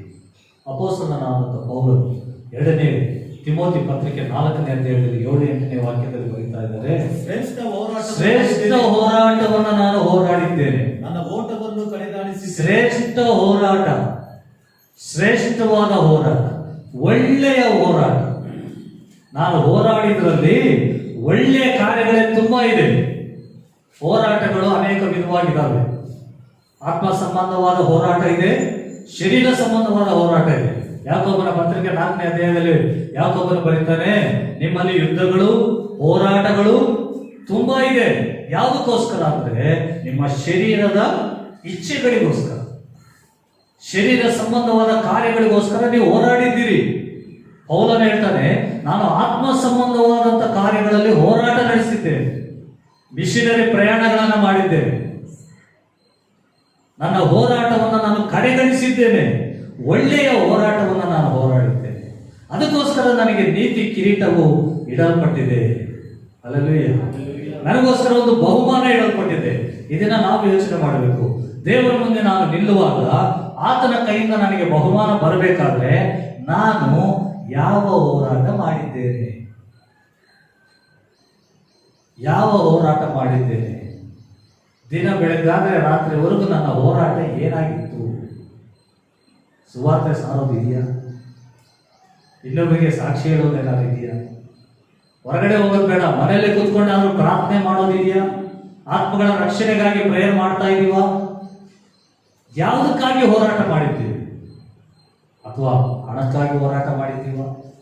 ಇನ್ನೊಬ್ಬನ ಮೇಲೆ ದ್ವೇಷ ಸಾಧಿಸಲಿಕ್ಕಾಗಿ ಹೋರಾಟ ಮಾಡಿದ್ದೀವ? ಅಕ್ರಮ ಕಾರ್ಯಗಳನ್ನ ಮಾಡಲಿಕ್ಕೆ ಹೋರಾಟ ಮಾಡಿದ್ದೀವ? ಪ್ಲಾನ್ಗಳು ಒಳಸಂಚುಗಳು ಏನೆಲ್ಲ ಇರ್ತವೆ. ಏನನ್ನು ಮಾಡಿದ್ದೀವಿ ನಾವು? ಬಹುಮಾನ ಹೊಂದತಕ್ಕ ಕೆಲಸ ನಾವು ಏನು ಮಾಡಿದ್ವಿ? ನಾನು ಏನು ಮಾಡಿದ್ದೀನಿ? ನಮ್ಮನ್ನು ನಾವೇ ಪರೀಕ್ಷೆ ಮಾಡೋದು. ಆಹ್ವಾನ ಹೇಳ್ತಿದ್ದಾನೆ, ನನ್ನನ್ನು ಅಲ್ಲದೆ ಯಾರನ್ನ ಅರಸನ್ನು ಸನ್ಮಾನ ಮಾಡ್ತಾರೆ. ಹೌದಪ್ಪ, ನಿನ್ನನ್ನೇ ಸನ್ಮಾನ ಮಾಡ್ತಾರೆ, ಒಪ್ಕೊಳ್ಳೋಣ. ಏನ್ ಮಾಡಿದ್ದೀನಿ? ಸನ್ಮಾನ ಮಾಡಲಿಕ್ಕೆ ನೀನು ಮಾಡಿರುವಂತ ಕೆಲಸ ಏನು? ಬೈಬಲಲ್ಲಿ ನಾವು ಗಮನಿಸಿದ್ರೆ ಕೆಲಸಕ್ಕೆ ಬಂದಂಥವ್ರು, ಯಜಮಾನನ ಬಳಿಯಲ್ಲಿ ಕೆಲಸಕ್ಕೆ ಬಂದಂಥವ್ರು, ಮತ್ತಾಯ ಸುವಾರ್ತೆ 19:20 ಕೆಲಸಕ್ಕೆ ಬಂದಂಥವ್ರು, ಕಡೆಯದಾಗಿ ಕೆಲಸಕ್ಕೆ ಬಂದವ್ರಿಗೂ ಒಂದು ನಾಣ್ಯ ಕೊಡ್ತಾನೆ ಯಜಮಾನ. ಮೊದಲನೇದಾಗಿ ಬಂದವ್ರಿಗೂ ಒಂದು ನಾಣ್ಯ ಕೊಡ್ತಾರೆ. ಲಾಸ್ಟ್ ಅವ್ರು ಹೇಳ್ತಾರೆ, ಮೊದಲು ಬಂದವ್ರು ಹೇಳ್ತಾರೆ, ನೀನು ಇದು ಮೋಸ, ಇದು ಅನ್ಯಾಯ. ಅವನಿಗೆ ಒಂದು ಕೊಟ್ಟಿದ್ಯಾ, ನಮಗೂ ಒಂದು ಕೊಟ್ಟಿದ್ಯಾ? ಅವನಿಗೆ ಒಂದು ಕೊಟ್ಟಿದ್ಯಾ ಅಂದಮೇಲೆ, 1 ಗಂಟೆ ಕೆಲಸ ಮಾಡಿದವನಿಗೆ 1 ಕೊಟ್ಟಿದ್ಯಾ ಅಂದಮೇಲೆ, ನಾವು ಬೆಳಗಿಂದ ಕೆಲಸ ಮಾಡಿದೀವಿ, ನಮ್ಗೆ 2 ಕೊಡ್ತೀಯಾ ಅನ್ಕೊಂಡಿದ್ವಿ. ಏನು ಅನ್ಕೊಂಡ್ರೆ 2 ಹೊಂದಿಕೊಳ್ಳುವಂತ ಕೆಲಸ ನೀನು ಮಾಡಿದ್ದೀರಾ? ಮಾಡಿದ್ದೀರಾ? ಯಜಮಾನ ಪರೀಕ್ಷೆ ಮಾಡಿದ್ದಾನಲ್ಲಿ ನಿನಗೆ ಆ 1 ಗಂಟೆ ಕೆಲಸ ಮಾಡಿದವನಿಗೆ 1 ಕೊಡ್ಲಿಕ್ಕೆ ಆತನಿಗೆ ಮನಸ್ಸು ಬಂತು. ಕಾರಣ ಏನಂದ್ರೆ ಅವನು ಮಾಡಿದಂತ ಕೆಲಸದಲ್ಲಿ ನಿಸ್ವಾರ್ಥ ಇತ್ತು, ಸ್ವಾರ್ಥ ಇಲ್ಲ. 1 ಗಂಟೆ 4 ಗಂಟೆಗೆ ನಾನು ಕೆಲಸಕ್ಕೆ ಸೇರಿಸ್ಕೊಂಡು ಒಂದು ದಿನದ ಪೇಮೆಂಟ್ ಕೊಡ್ತೀನಿ ಅಂದ್ರೆ ನಾನು ಎಷ್ಟು ಕೆಲಸ ಮಾಡಬೇಕು? 1 ಗಂಟೆ ಟೈಮ್ಗೆ ಇಷ್ಟು ಪೇಮೆಂಟ್ ಕೊಡ್ತೀನಿ ಅಂದ್ರೆ ನಾನು ಎಷ್ಟು ಕೆಲಸ ಮಾಡಬೇಕು? ನಾನ್ ರೆಸ್ಟ್ ಇಲ್ಲದ ಹಾಗೆ ನಾನು ಕೆಲಸ ಮಾಡಬೇಕು. ಶಕ್ತಿ ಲೋಪ ಇಲ್ಲದಂತೆ ನಾನು ಕೆಲಸ ಮಾಡಬೇಕು. ಯಜಮಾನ ಅದನ್ನು ಮೆಚ್ಚಿ, ತಗೋ ನಿನಗೆ ₹1 ತಗೊಟ್ಟು, ಈ ದಿನದ ಪೇಮೆಂಟ್ ₹500 ತಗೊಟ್ಟು. ಈ ಬೆಳಗಿಂದ ಮಾಡೋದನ್ನು ಸಿಟ್ಟು ಬಂತು. ಯಾಕೆ? ನಾನು ಬೆಳಗಿಂದ ಮಾಡಿದ್ದೀನಿ ನಿಜನೇ, ಆದರೆ ಎಷ್ಟು ಸಮಯ ವೇಸ್ಟ್ ಮಾಡಿದೀಯ? ಎಷ್ಟು ಸಮಯ ಯಜಮಾನ ನೋಡಿದಾಗ ಕೆಲಸ ಮಾಡೋದು, ನೋಡದೇ ಇದ್ದಾಗ ಕೆಲವರು ಇರ್ತಾರೆ, ಮೇಸ್ತ್ರಿ ಬಂದ ತಕ್ಷಣ ಹಡಾಹುಡಿ ಬಾಟ್ಲಿಗಳನ್ನ ಎತ್ತಾಕ್ತಿರ್ತಾರೆ, ಟಕ ಟಿಕ್ ಕೆಲಸ ಓಡಾಡ್ಕೊಂಡು ಹಡಾಹುಡಿಯಿಂದ ಮಾಡ್ತಾರೆ. ಮೇಸ್ತ್ರಿ ಹೋದ ಅಂದರೆ ಯಾರು ಹೊಂಗೆ ಮಾಡೋದು ಕೇಳ್ಕೊತಿರ್ತಾರೆ. ಏನಪ್ಪ ಇದಾರೆ ಒಬ್ಬ ಇಲ್ಲೇ ಕೆಲಸಕ್ಕೆ ಬಂದಿದ್ದ ಒಬ್ಬ, ನಮ್ಮ ಮನೆಯವ್ರಿಗೆ ಅವನಂದ್ರೆ ಆಗಲ್ಲ. ದಾವಿದಣ್ಣ ಸುಮ್ಮನೆ ಬಂದ್ರೆ ಅವು ಹಿಂಗೆ ಕೆಲಸ ಹಚ್ಚಿಸ್ಬಿಟ್ಟಿದ್ದೆ, ಸೈಡಲ್ಲಿ ನಿಂತಿದೆ. ಅವನಿಗೆ ಅವನ ಕೆಲಸ ದಾವಿದಣ್ಣ ಏನೋ ಸಪೋರ್ಟ್ ಮಾಡಕ್ ಬಂದ್ರೆ ಇಬ್ರು ಸೇರಿ ಮಾಡಿರ್ತಾರೆ. ದಾವಿದಣ್ಣಿಗೆ ಬುದ್ಧಿ ಕೊಟ್ಬಿಟ್ಟು ಸೈಡಲ್ಲಿ ನಿಂತ್ಬಿಟ್ಟಿದೆ. ನಾವು ಏನಕ್ಕೆ ಅಂತ ಹೋದ್ರೆ ದಾವಿದಣ್ಣ ಬೇವು ಸುರಿಸ್ತಾ ಇದ್ದಾರೆ, ಅಣ್ಣ ಸೈಡಲ್ಲಿ ನಿಂತು. ಇಂಥ ಕೆಲಸಗಾರರಿಗೆ ಪೇಮೆಂಟ್ ಕೊಡುವಾಗ ಹೆಂಗ್ ಕೊಡ್ತಾರೆ ಅಲ್ವಾ? ಏನೋ ಇಸಕಪ್ಪ ಕೊಡ್ತಾ ಇದ್ದಾರೆ, ಯೇಸು ಸ್ವಾಮಿ ಕೊಡ್ತಾರ? ಪರಿಶೀಲನೆ ಮಾಡ್ತಾರೆ. ನಿನಗೆ ಕೊಟ್ಟಿರೋ ಸಮಯದಲ್ಲಿ ನೀನು ಎಷ್ಟರವರೆಗೆ ದೇವರ ಕೆಲಸ ಮಾಡಿದ್ದೀಯ, ಒಳ್ಳೆ ಹೋರಾಡಿದ್ದೀನಿ ನಾನು. ಪೌಲ ಹೇಳ್ತಾರೆ, ನಾವು ಹೇಳ್ತಾ ಇದ್ವಾ ಮಾತು ಹೇಳಲಿಕ್ಕೆ ನಮಗೆ ಧೈರ್ಯ ಇದೆಯಾ? ನಾನು ದೇವರ ಕೆಲಸ ಹೊರತಾಗಿ ಬೇರೆ ಕೆಲಸಕ್ಕೆ ನಾನು ಮನಸ್ಸು ಕೊಡ್ತಾ ಇಲ್ಲ. ನಾನು ಕೆಲಸ ಏನೋ ಮಾಡ್ತೀನಿ, ಆದರೆ ನನ್ನ ಆಲೋಚನೆಗಳು, ನನ್ನ ಚಿಂತೆ ಎಲ್ಲವೂ ನಾನು ದೇವರ ಸೇವೆಗಾಗಿ ಹೇಳ್ತಾ ಇಲ್ವಾ? ಹೇಳಲಿಕ್ಕೆ ಅಂತ ಸಾಕ್ಷಿ ನಮ್ಮಲ್ಲಿ ಇದೆಯಾ? ಹೋಗ್ಲಿ, ಅಂತ ಭಾರ ನಮಗಿದೆಯಾ? ಯಾವ ರೀತಿ ನೆನೆಸ್ತೀವಿ ನಾವು? ನನಗೂ ಬಹುಮಾನ ಸಿಗುತ್ತೆ ಅಂತ ಪೌಲನೇ ಹೇಳ್ತಾನೆ, ನಾನು ಒಳ್ಳೆ ಹೋರಾಟ ಹೋರಾಡಿದ್ದೇನೆ, ಆಮೇಲೆ ನನ್ನ ಓಟವನ್ನು ಕಡೆಗಣಿಸಿದ್ದೇನೆ, ಕ್ರೈಸ್ತರ ನಂಬಿಕೆಯನ್ನು ಕಾಪಾಡಿಕೊಂಡಿದ್ದೇನೆ. ಯೋಚನೆ ಮಾಡಿ, ನಂಬಿಕೆ ಎಂಥ ಸಮಯದಲ್ಲಿ ನಂಬಿಕೆ? ಎಷ್ಟೋ ಸಾರಿ ಪ್ರಾಣ ಅಪಾಯವೇ ಬಂತು ಪೌಲನಿಗೆ, ಆದ್ರೂ ನಂಬಿಕೆ ಬಿಡಲಿಲ್ಲ. ಒಂದು ಸಾರಿ ಹಡಗಲ್ಲಿ ಹೋಗ್ತಾ ಇದ್ದಾರೆ, 270 ಜನ ಇದ್ದಾರೆ ಸೈನಿಕರು, ಸೆರೆ ಹಿಡಿಯಲ್ಪಟ್ಟವರು ಸೈನಿಕರೆಲ್ಲ ಸೇರಿ. ಅವರೆಲ್ಲರ ಆ ತುಫಾನು ಬಿರುಗಾಳಿಗೆ ಆ ನಾವೇನೆ ಮುಳುಗಿ ಹೋಗುವಂತ ಸನ್ನಿವೇಶ. ದೇವರು ಹೇಳ್ತಾರೆ, ಪೌಲನೇ ಭಯಪಡಬೇಡ, ಅವರಷ್ಟು ಜನನ ನಿನಗೆ ನಾನು ಒಪ್ಪಿಸಿದ್ದೀನಿ. ಅಲ್ಲೂಯ್ಯ. ಯಾವ ರೀತಿ ದೇವರ ಮಾತು ಮಾತಾಡ್ಲಿಕ್ಕೆ ಸಾಧ್ಯ ಆಯ್ತು ಅಂದ್ರೆ, ಇವನಲ್ಲಿದ್ದಂತ ಒಂದು ನಂಬಿಕೆ, ಪೌಲನ್ನು ಕಾಪಾಡಿಕೊಂಡಂತ ನಂಬಿಕೆಯನ್ನು ನಾನು ಕಾಪಾಡಿಕೊಂಡಿದ್ದೇನೆ. ಪ್ರಾಣ ಅಪಾಯವಿದ್ದರೂ ಸಹ ದೇವರು ನನ್ನ ಸಂಗಡ ಇದ್ದಾರೆ. ಈ ದಿನಗಳಲ್ಲಿ ಅಪಾಯ ಬಂತು ಅಂದ್ರೆ ನಂಬಿಕೆಯಲ್ಲಿ ಬಿದ್ದ, ಸಮಸ್ಯೆ ಬಂತು ಅಂದ್ರೆ ನಂಬಿಕೆಯಲ್ಲಿ ಬಿದ್ದ.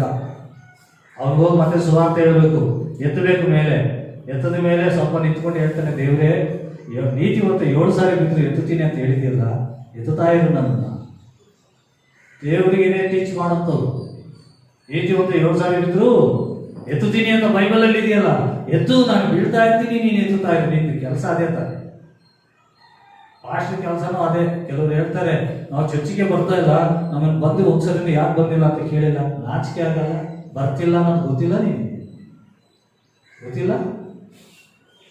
ಚಿಕ್ಕ ಮಕ್ಕಳು ಶಿಶುವಾರಕ್ಕೆ ಹೋಗೋ ಮಕ್ಕಳಾದ್ರೆ ಅವ್ರನ್ನ ಕರ್ಕೊಂಡೋಗಿ ಬಿಡ್ತಾರೆ.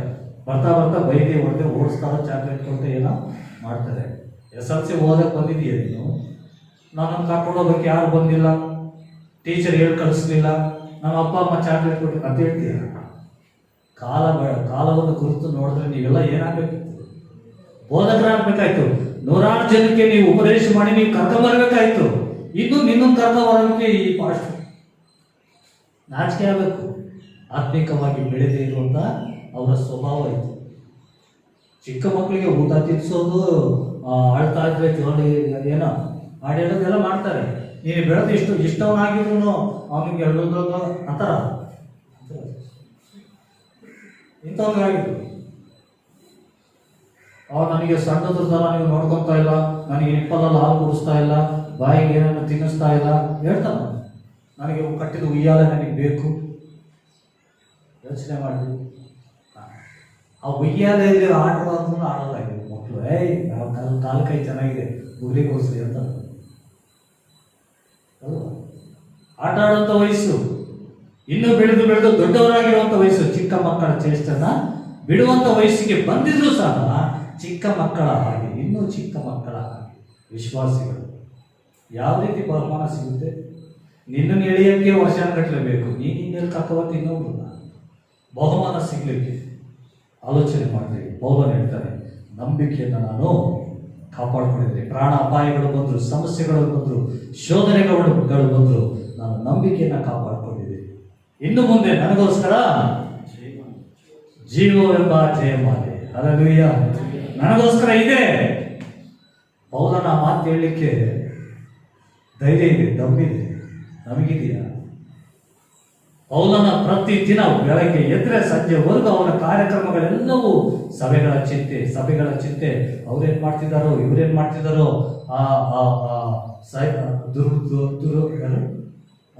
ಉಪದೇಶಗಳು, ದುರ್ಬೋಧನೆ ಹೇಳೋ ಉಪದೇಶಕರು ತುಂಬಾ ಜನ ಎದ್ದಿದ್ದಾರೆ. ಅವ್ರ ಮಧ್ಯದಲ್ಲಿ ಇವ್ರು ಹೆಂಗಿದಾರೋ ಏನೋ, ತೋಳಗಳ ಮಧ್ಯದಲ್ಲಿ ಕುರಿಗಳಾಗಿದ್ದಾರೆ. ಇವ್ರು ಯಾವ ರೀತಿ ಇದ್ದಾರೋ ಏನೋ.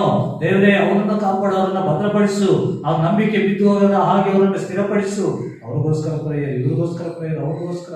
ಎಲ್ಲಾ ಸಭೆಗಳ ಚಿಂತೆ ಹೊತ್ಕೊಂಡು ಜೀವಿಸ್ತಾ ಇದೆ. ಅಲ್ಲದೆ ಸಭೆಗಳ ಚಿಂತೆ. ಅದಕ್ಕೆ ಪೌಲ ಹೇಳ್ತಿದ್ದಾನೆ, ನನಗೋಸ್ಕರ ಬಹುಮಾನ ಇದೆ. ನಾವು ಹೇಳಿಕ್ಕೆ ಆಗ್ತಾ ಇದೆಯಾ? ಬೆಳಗ್ಗೆ ಅಂದರೆ ಏನು ತಿನ್ನೋಣ, ಏನು ಕುಡಿಯೋಣ, ಏನು ಸಂಪಾದನೆ ಮಾಡ್ಬೋದು, ಕೆಲಸಕ್ಕೆ ಹೋಗೋಣ ಬರೋಣ. ಫಾಸ್ಟ್ ಪ್ರೇಯರ್ ಮಾಡ್ಕೊಂಡ್ರೆ ಅದೇ ಈಗ ಕೂತ್ಕೊಂತೀವಿ. ರಾತ್ರಿ 9-9:30 ಆಗಿರುತ್ತೆ, ಅವಾಗ ಈಗ ಕೂತ್ಕೊತೀವಿ ಅಂತ ಯೋಚನೆ ಮಾಡ್ತೀವಿ. ದೇವರ ಮುಂದೆ ನಾವು ನಿಂತಾಗ, ಬಹುಮಾನ ತೆಗೆದುಕೊಂಡು ಬರುವಂಥ ಯೇಸು ಕ್ರಿಸ್ತರ ಮುಂದೆ ಒಂದು ದಿನ ನಾವು ನಿಂತಾಗ, ಬಹುಮಾನವನ್ನು ಅಪೇಕ್ಷೆ ಪಡಲಿಕ್ಕೆ ನಾವು ಏನು ಮಾಡಿದ್ದೀವಿ? ಯೋಚನೆ ಮಾಡಿಕೊಳ್ರಿ. ಏನು ಮಾಡಿದ್ದೀವಿ? ಮೊರ್ದಕೈ ಸ್ವಾರ್ಥವಿಲ್ಲದ ಹಾಗೆ ಅವನು ಮಾಡಿದಂಥ ಕಾರ್ಯಕ್ಕೆ ಒಂದು ದಿನ ಏನಾಯಿತು ಗೊತ್ತಾ? ಅವನನ್ನು ಅರಸನು ಘನಪಡಿಸಿದ ಎಂಬುದಾಗಿ ವಾಕ್ಯ. Hallelujah, hallelujah. ಯಾವ ರೀತಿ ಘನಪಡಿಸ್ತಾ? ಮೊರ್ದಕೈನನ್ನ ಯಾರು ಸಾಯಿಸಬೇಕೆಂಬುದಾಗಿ ಆಲೋಚನೆ ಮಾಡಿದ್ರು. ಮೊರ್ದಕೈನ ಸಾಯಿಸೋದು ಚಿಕ್ಕ ವಿಷಯ, ಅವನ ಜನಾಂಗವನ್ನೇ ಸಾಯಿಸ್ತೀನಿ ಅಂತೇಳಿ ಒಂದು ತೀರ್ಮಾನ ಮಾಡಿಕೊಂಡಂತ ಈ ಹಾಮಾನನ ಕೈಯಲ್ಲೇ ರಾಜನ ಹೇಳ್ತಾನೆ, ಹಾಮಾನನೇ ಹೋಗಿ ಮೊರ್ದಕೈನನ್ನ ನೀನು ಘನಪಡಿಸು, ಸನ್ಮಾನಿಸು.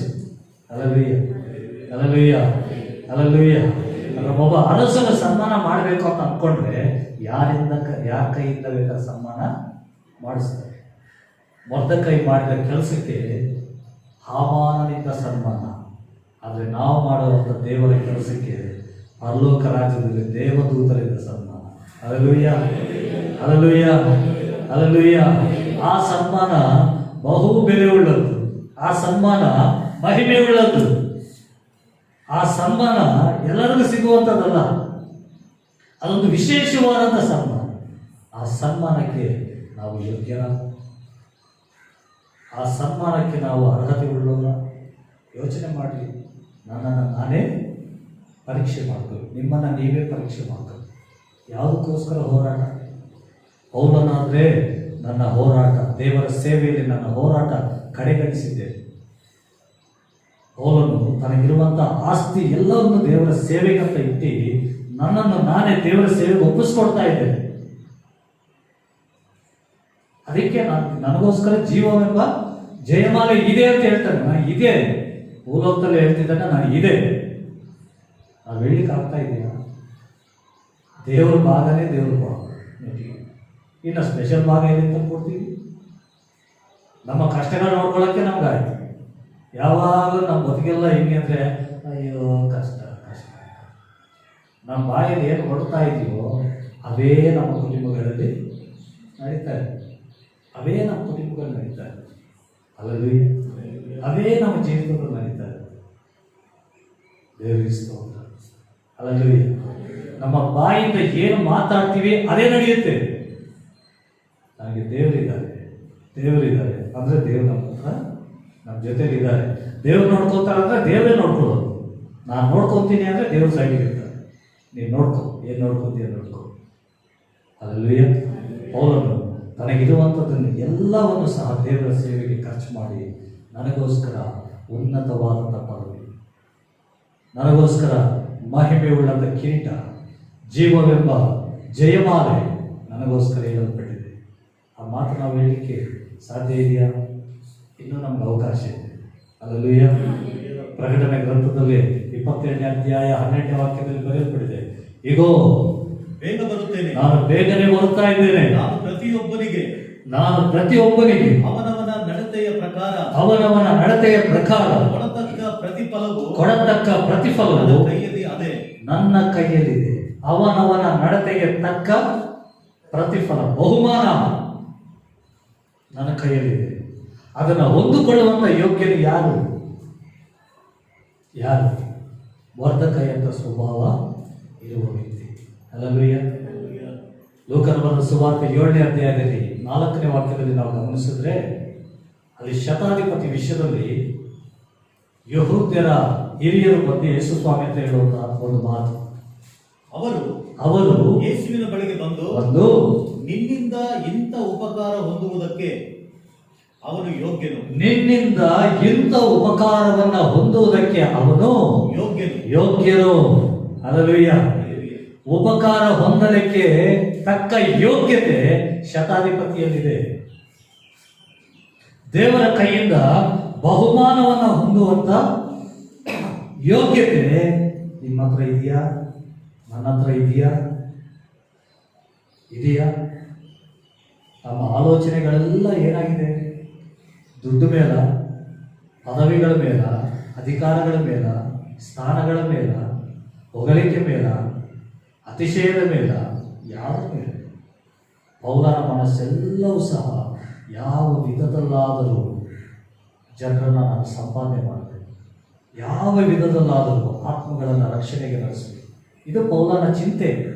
ನಮ್ಮ ಚಿಂತೆ ಏನನ್ನ ಅಂದ್ಕೊಳ್ಳೋದಕ್ಕೆ? ಬಹುಮಾನ ಸಿಗಬೇಕಾದ್ರೆ ನಿನ್ನ ಐಶ್ವರ್ಯ, ನಿನಗಿರುವಂಥ ಸಾಮರ್ಥ್ಯ, ನಿಮಗಿರುವಂಥ ಅಧಿಕಾರ, ಹಾಮಾನನಿಗಿರುವಂಥ ಕ್ವಾಲಿಫಿಕೇಶನ್ಸ್ ಅಲ್ಲ, ಅರ್ಹತೆಗಳಲ್ಲ, ಹಾಮಾನನಿಗಿರುವಂಥ ಉನ್ನತವಾದ ಸ್ಥಾನಗಳು ಅಲ್ಲ.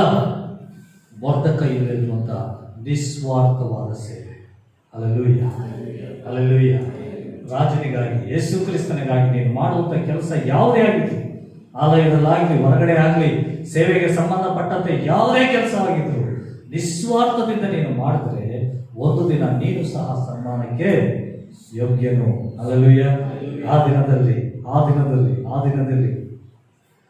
ಬಹುಮಾನ ನಮಗೆ ರಕ್ಷಕ ಕೊಡುವ ಎಲ್ಲರ ಮಧ್ಯದಲ್ಲಿ ನಮಗೆ ರಕ್ಷಕ ಕೊಡುವ ಎಲ್ಲರ ಮಧ್ಯದಲ್ಲಿ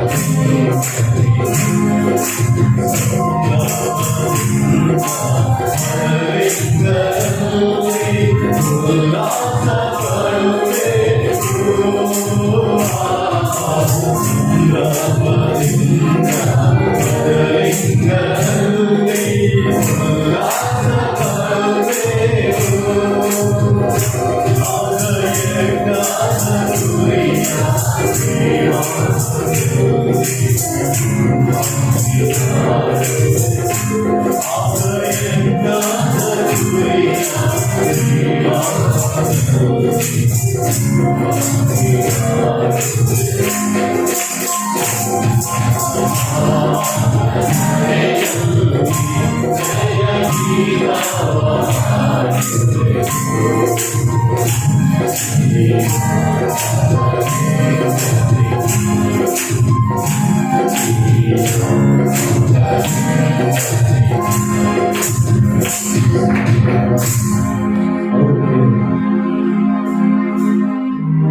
ಯೇಸು ಕ್ರಿಸ್ತರು ಬರಲಿಕ್ಕಿದ್ದಾರೆ. ಈಗ ನಾನು ಬೇಗನೆ ಬರಲಿಕ್ಕಿದ್ದೇನೆ. ಅವರವರ ಕ್ರಿಯೆಗಳಿಗೆ ತಕ್ಕ ಪ್ರತಿಫಲಗಳನ್ನು ಕೊಡ್ಲಿಕ್ಕಾಗಿ ನಾನು ಬರಲಿಕ್ಕಿದ್ದೇನೆ. ಪೌಲನು ಹೇಳುತ್ತಿದ್ದಾನೆ, ನಾನು ಒಳ್ಳೆಯ ಹೋರಾಟ, ಶ್ರೇಷ್ಠವಾದ ಹೋರಾಟವನ್ನು ಹೋರಾಡಿದ್ದೇನೆ. ಪ್ರೀತಿಯ ಸಹೋದರಿ ಸಹೋದರರೇ, ಈ ಲೋಕಯಾತ್ರೆಯಲ್ಲಿ ನೀನು ಎಂಥ ಹೋರಾಟವನ್ನು ಹೋರಾಡಿದ್ದೀರಿ? ಅರಸನ್ನು ಘನಪಡಿಸಬೇಕೆಂಬುದಾಗಿ ಆಲೋಚನೆ ಮಾಡುತ್ತಾ ಇದ್ದಾರೆ. ನಮ್ಮ ರಾಜಾಧಿರಾಜನು ಯೇಸು ಕ್ರಿಸ್ತನು ಬಹುಮಾನವನ್ನು ಕೊಟ್ಟು ನಮ್ಮನ್ನು ಘನಪಡಿಸಬೇಕು, ಸನ್ಮಾನಿಸಬೇಕೆಂಬುದಾಗಿ ಅಪೇಕ್ಷೆ ಉಳ್ಳವನಾಗಿ ಆತನು ಬರಲಿಕ್ಕಿದ್ದಾನೆ. ಆ ಸಮಯದಲ್ಲಿ ಬಹುಮಾನವನ್ನು ಹೊಂದತಕ್ಕ ಕೆಲಸಗಳನ್ನು ನೀನು ಮಾಡಿರುತ್ತೀಯ? ಆಲೋಚನೆ ಮಾಡಿಕೊ. ಒಂದು ವೇಳೆ ಅದಕ್ಕೆ ತಕ್ಕ ಯೋಗ್ಯವಾದ ಕೆಲಸ ನಿನ್ನಲ್ಲಿ ಕಾಣಲಿಲ್ಲವಾದರೆ ನಿನಗೆ ಬಹುಮಾನ ಸಿಗೋದಿಲ್ಲ ಎಂಬುದಾಗಿ ನೆನಪಿತ್ತು. ಹಾಮಾನನು ನೆನೆಸುತ್ತಾನೆ, ನನ್ನನ್ನಲ್ಲದೆ ಅರಸನು ಯಾರನ್ನ ಸನ್ಮಾನ ಮಾಡುತ್ತಾನೆ? ನಾನೇ ಎಲ್ಲ ಕಾರ್ಯಗಳನ್ನು ನೋಡಿಕೊಳ್ಳುವಾಗ ಅರಸನಿಗೆ ಸನ್ನಿಹಿತವಾಗಿ ಎಲ್ಲ ಕೆಲಸಗಳಲ್ಲಿ ನಿಮಗ್ನನಾಗಿರುವಂಥದ್ದು ನಾನೇ ಅಲ್ವೋ? ಇದುವರೆಗೂ ಆತನನ್ನು ಘನಪಡಿಸಿದ್ದು ನನ್ನದೇ ಅಲ್ಲವೋ? ಇನ್ನು ಮುಂದೆಯೂ ಅದೇ ಸನ್ಮಾನ ನನಗೂ ಸಿಗುತ್ತದೆ ಎಂಬುದಾಗಿ ನೆನೆಸಿದ್ದಾನೆ. ಆದರೆ ವಾಕ್ಯದಲ್ಲಿ ಬರೆಯಲ್ಪಟ್ಟಿದೆ, ಮೊರ್ದೆಕೈ ಅರಸನ ಸನ್ಮಾನಕ್ಕೆ ಯೋಗ್ಯನಾಗಿ ಜೀವಿತಾನೆ. ಇದಿನ ನಮ್ಮ ಜೀವಿತ ಯಾವ ರೀತಿ ಇದೆ? ಮೊರ್ದೆಕೈ ಹಾಗೆ ನಿಸ್ವಾರ್ಥ ಸೇವೆಯನ್ನು ನಾವು ಮಾಡ್ತಾ ಇದ್ದೀವಿ.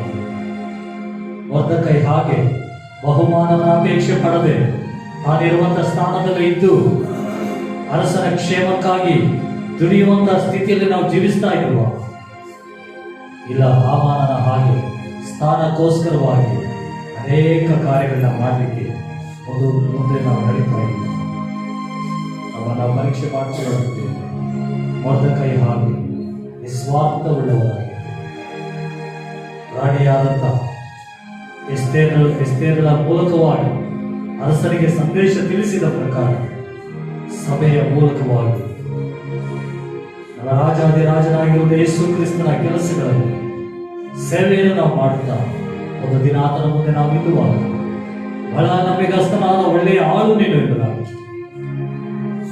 ಯೇಸು ಕ್ರಿಸ್ತನ ಮೂಲಕ ನಾವು ಹೇಳಿಸಿಕೊಳ್ಳುವ ಹಾಗೆ ಆತನ ಸೇವೆಯಲ್ಲಿ ನಾವು ನಿಲ್ಲುತ್ತೇವೆ. ದೇವರ ಆತ್ಮನು ಆ ರೀತಿಯಾಗಿ ನಮ್ಮನ್ನು ಬಲಪಡಿಸಿ ನಮ್ಮ ನಡೆಸುವ ಹಾಗೆ ನಾವು ಪ್ರಾರ್ಥನೆ ಮಾಡ್ತೇವೆ. ನಮ್ಮನ್ನು ಬಹಳವಾಗಿ ಪ್ರೀತಿ ಮಾಡಿರುವಂತಹ ಪರಲೋಕದಲ್ಲಿರುವ ನಮ್ಮ ತಂದೆಯಾದ ದೇವರೇ, ನಮ್ಮ ರಕ್ಷಕನಾದ ಯೇಸು ಕ್ರಿಸ್ತನ ನಾಮದಲ್ಲಿ ನಾವು ನಿಮ್ಮನ್ನು ಸ್ತುತಿಸುತ್ತೇವೆ, ಘನಪಡಿಸುತ್ತೇವೆ. ಈ ದಿನ ನೀವು ನಮ್ಮ ಸಂಗಡ ಮಾತನಾಡಿದಂಥ ಎಲ್ಲ ಮಾತುಗಳಿಗಾಗಿ ಸ್ತೋತ್ರ.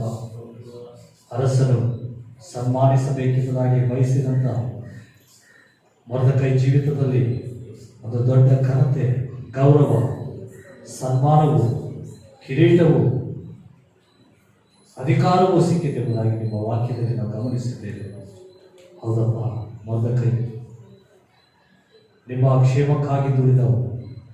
ಸ್ವಾರ್ಥವಿಲ್ಲದ ಹಾಗೆ ತಾನು ಮಾಡಿದಂಥ ಕೆಲಸಕ್ಕೆ ಬಹುಮಾನ ಸಿಗದಿದ್ದರೂ, ಅವನ ಸ್ಥಾನ ಬದಲಾಗದಿದ್ದರೂ, ಇರುವಂಥ ಸ್ಥಾನದಲ್ಲೇ ಇದ್ದು ನಿಮ್ಮ ಕ್ಷೇಮಕ್ಕಾಗಿ ವಿಚಾರಿಸಿದಂಥ ವ್ಯಕ್ತಿ. ಇದನ್ನು ನಮಗಿರುವಂಥ ಸ್ಥಾನದಲ್ಲಿ ನಿಂತು ಉನ್ನತವಾದ ಸ್ಥಾನವನ್ನು ಅಪೇಕ್ಷೆ ಪಡದಂತೆ, ಉನ್ನತವಾದ ಬಹುಮಾನಗಳನ್ನು ಅಪೇಕ್ಷೆ ಪಡದಂತೆ ಕರ್ತನೆ ನಿಮ್ಮ ಸೇವೆ ನಾವು ನಂಬಿಗಸ್ತರಾಗಿ ಕೆಲಸ ಮಾಡಲಿಕ್ಕೆ ನಮಗೆ ಸಹಾಯ ಮಾಡಿ. ಅಪೊಸ್ತಲನಾದಂಥ ಪೌಲನು ಹೇಳುತ್ತಾನೆ, ನಾನು ಸುವಾರ್ತೆಯನ್ನು ಸಾರದಿದ್ದರೆ ನನಗೆ ಶ್ರಮೆ ಎಂಬುದಾಗಿ, ಅದು ಸಾರಬೇಕೆಂಬ ಒಂದು ನಿರ್ಬಂಧನೆ, ಒಂದು ಜವಾಬ್ದಾರಿ ನನಗೆ ಉಂಟು ಎಂಬುದಾಗಿ ಅವನು ಹೇಳ್ತಾರಪ್ಪ. ಹೌದು ಕರ್ತನೆ, ನಾವು ಸಹ ನೀವು ನಮಗೆ ಕೊಟ್ಟಂಥ ರಕ್ಷಣೆಯನ್ನು ಕಾಪಾಡಿಕೊಳ್ಳುತ್ತಾ, ನೀವು ನಮಗೆ ಕೊಟ್ಟಂಥ ಈ ವಿಮೋಚನೆಯನ್ನು ನಾವು ಉಪಯೋಗಿಸಿಕೊಂಡು ಅನೇಕರಿಗೆ ಸಾಕ್ಷಿಗಳಾಗಿ ನಿಮ್ಮ ಸೇವೆಯಲ್ಲಿ ನಂಬಿಗಸ್ತರಾಗಿ ನಾವು ಜೀವಿಸಲಿಕ್ಕೆ ಸಹಾಯ ಮಾಡಿ ಕರ್ತನೆ. ಇಷ್ಟಪೂರ್ವಕವಾಗಿ ನಾವು ಕೆಲಸಗಳು ಮಾಡಲಿಕ್ಕೆ ನಮಗೆ ಸಹಾಯ ಮಾಡಪ್ಪ. ನಾವು ಇಷ್ಟಪಡಬೇಕು ದೇವರೇ, ನಿಮ್ಮ ಕೆಲಸಗಳನ್ನ ಮಾಡಲಿಕ್ಕೆ ನಾವು ನಮ್ಮ ಹೃದಯದಲ್ಲಿ, ನಮ್ಮ ಒಳಗಡೆ ನಾವು ಇಷ್ಟ ಬರಬೇಕು. ಆ ರೀತಿಯಾಗಿ ನಿಮ್ಮ ಕೆಲಸಗಳನ್ನ ನಾವು ಮಾಡಲಿಕ್ಕೆ ಸಹಾಯ ಮಾಡಿ, ನಮ್ಮನ್ನು ಬಲಪಡಿಸಿ, ಉನ್ನತವಾದ ಕೃಪೆಯಿಂದ ತುಂಬಿಸಿ, ನಿಮ್ಮ ನಾಮದ ಮಹಿಮೆಗಾಗಿ ನಮ್ಮೆಲ್ಲರನ್ನ ನೀವು ನಡೆಸಬೇಕಾಗಿ ಬೀಳುತ್ತೇವೆ. ಸೇರಿ ಬಂದಂಥ ಪ್ರತಿಯೊಬ್ಬರನ್ನ ನೀವು ಆಶೀರ್ವದಿಸಿ, ಅವರ ಕೆಲಸ ಕಾರ್ಯಗಳಲ್ಲಿ ಜೊತೆ ಇದ್ದು ನಡೆಸಿ, ದೈವಿಕವಾದ ನಿಮ್ಮ ಕೃಪೆ ಮಕ್ಕಳ ಸಂಗಡ ಇಟ್ಟು ನೀವು ನಡೆಸಪ್ಪ. ಕುಟುಂಬಗಳಲ್ಲಿ ಸಮಾಧಾನ, ಶಾಂತಿ, ನೆಮ್ಮದಿ, ಕ್ಷೇಮ, ಅಭಿವೃದ್ಧಿ ಅನುಗ್ರಹಿಸಿ, ನಿಮ್ಮ ನಾಮದ ಮಹಿಮೆಗಾಗಿ ಬಲಪಡಿಸಿ ನಡೆಸಿರಿ ದೇವರೇ.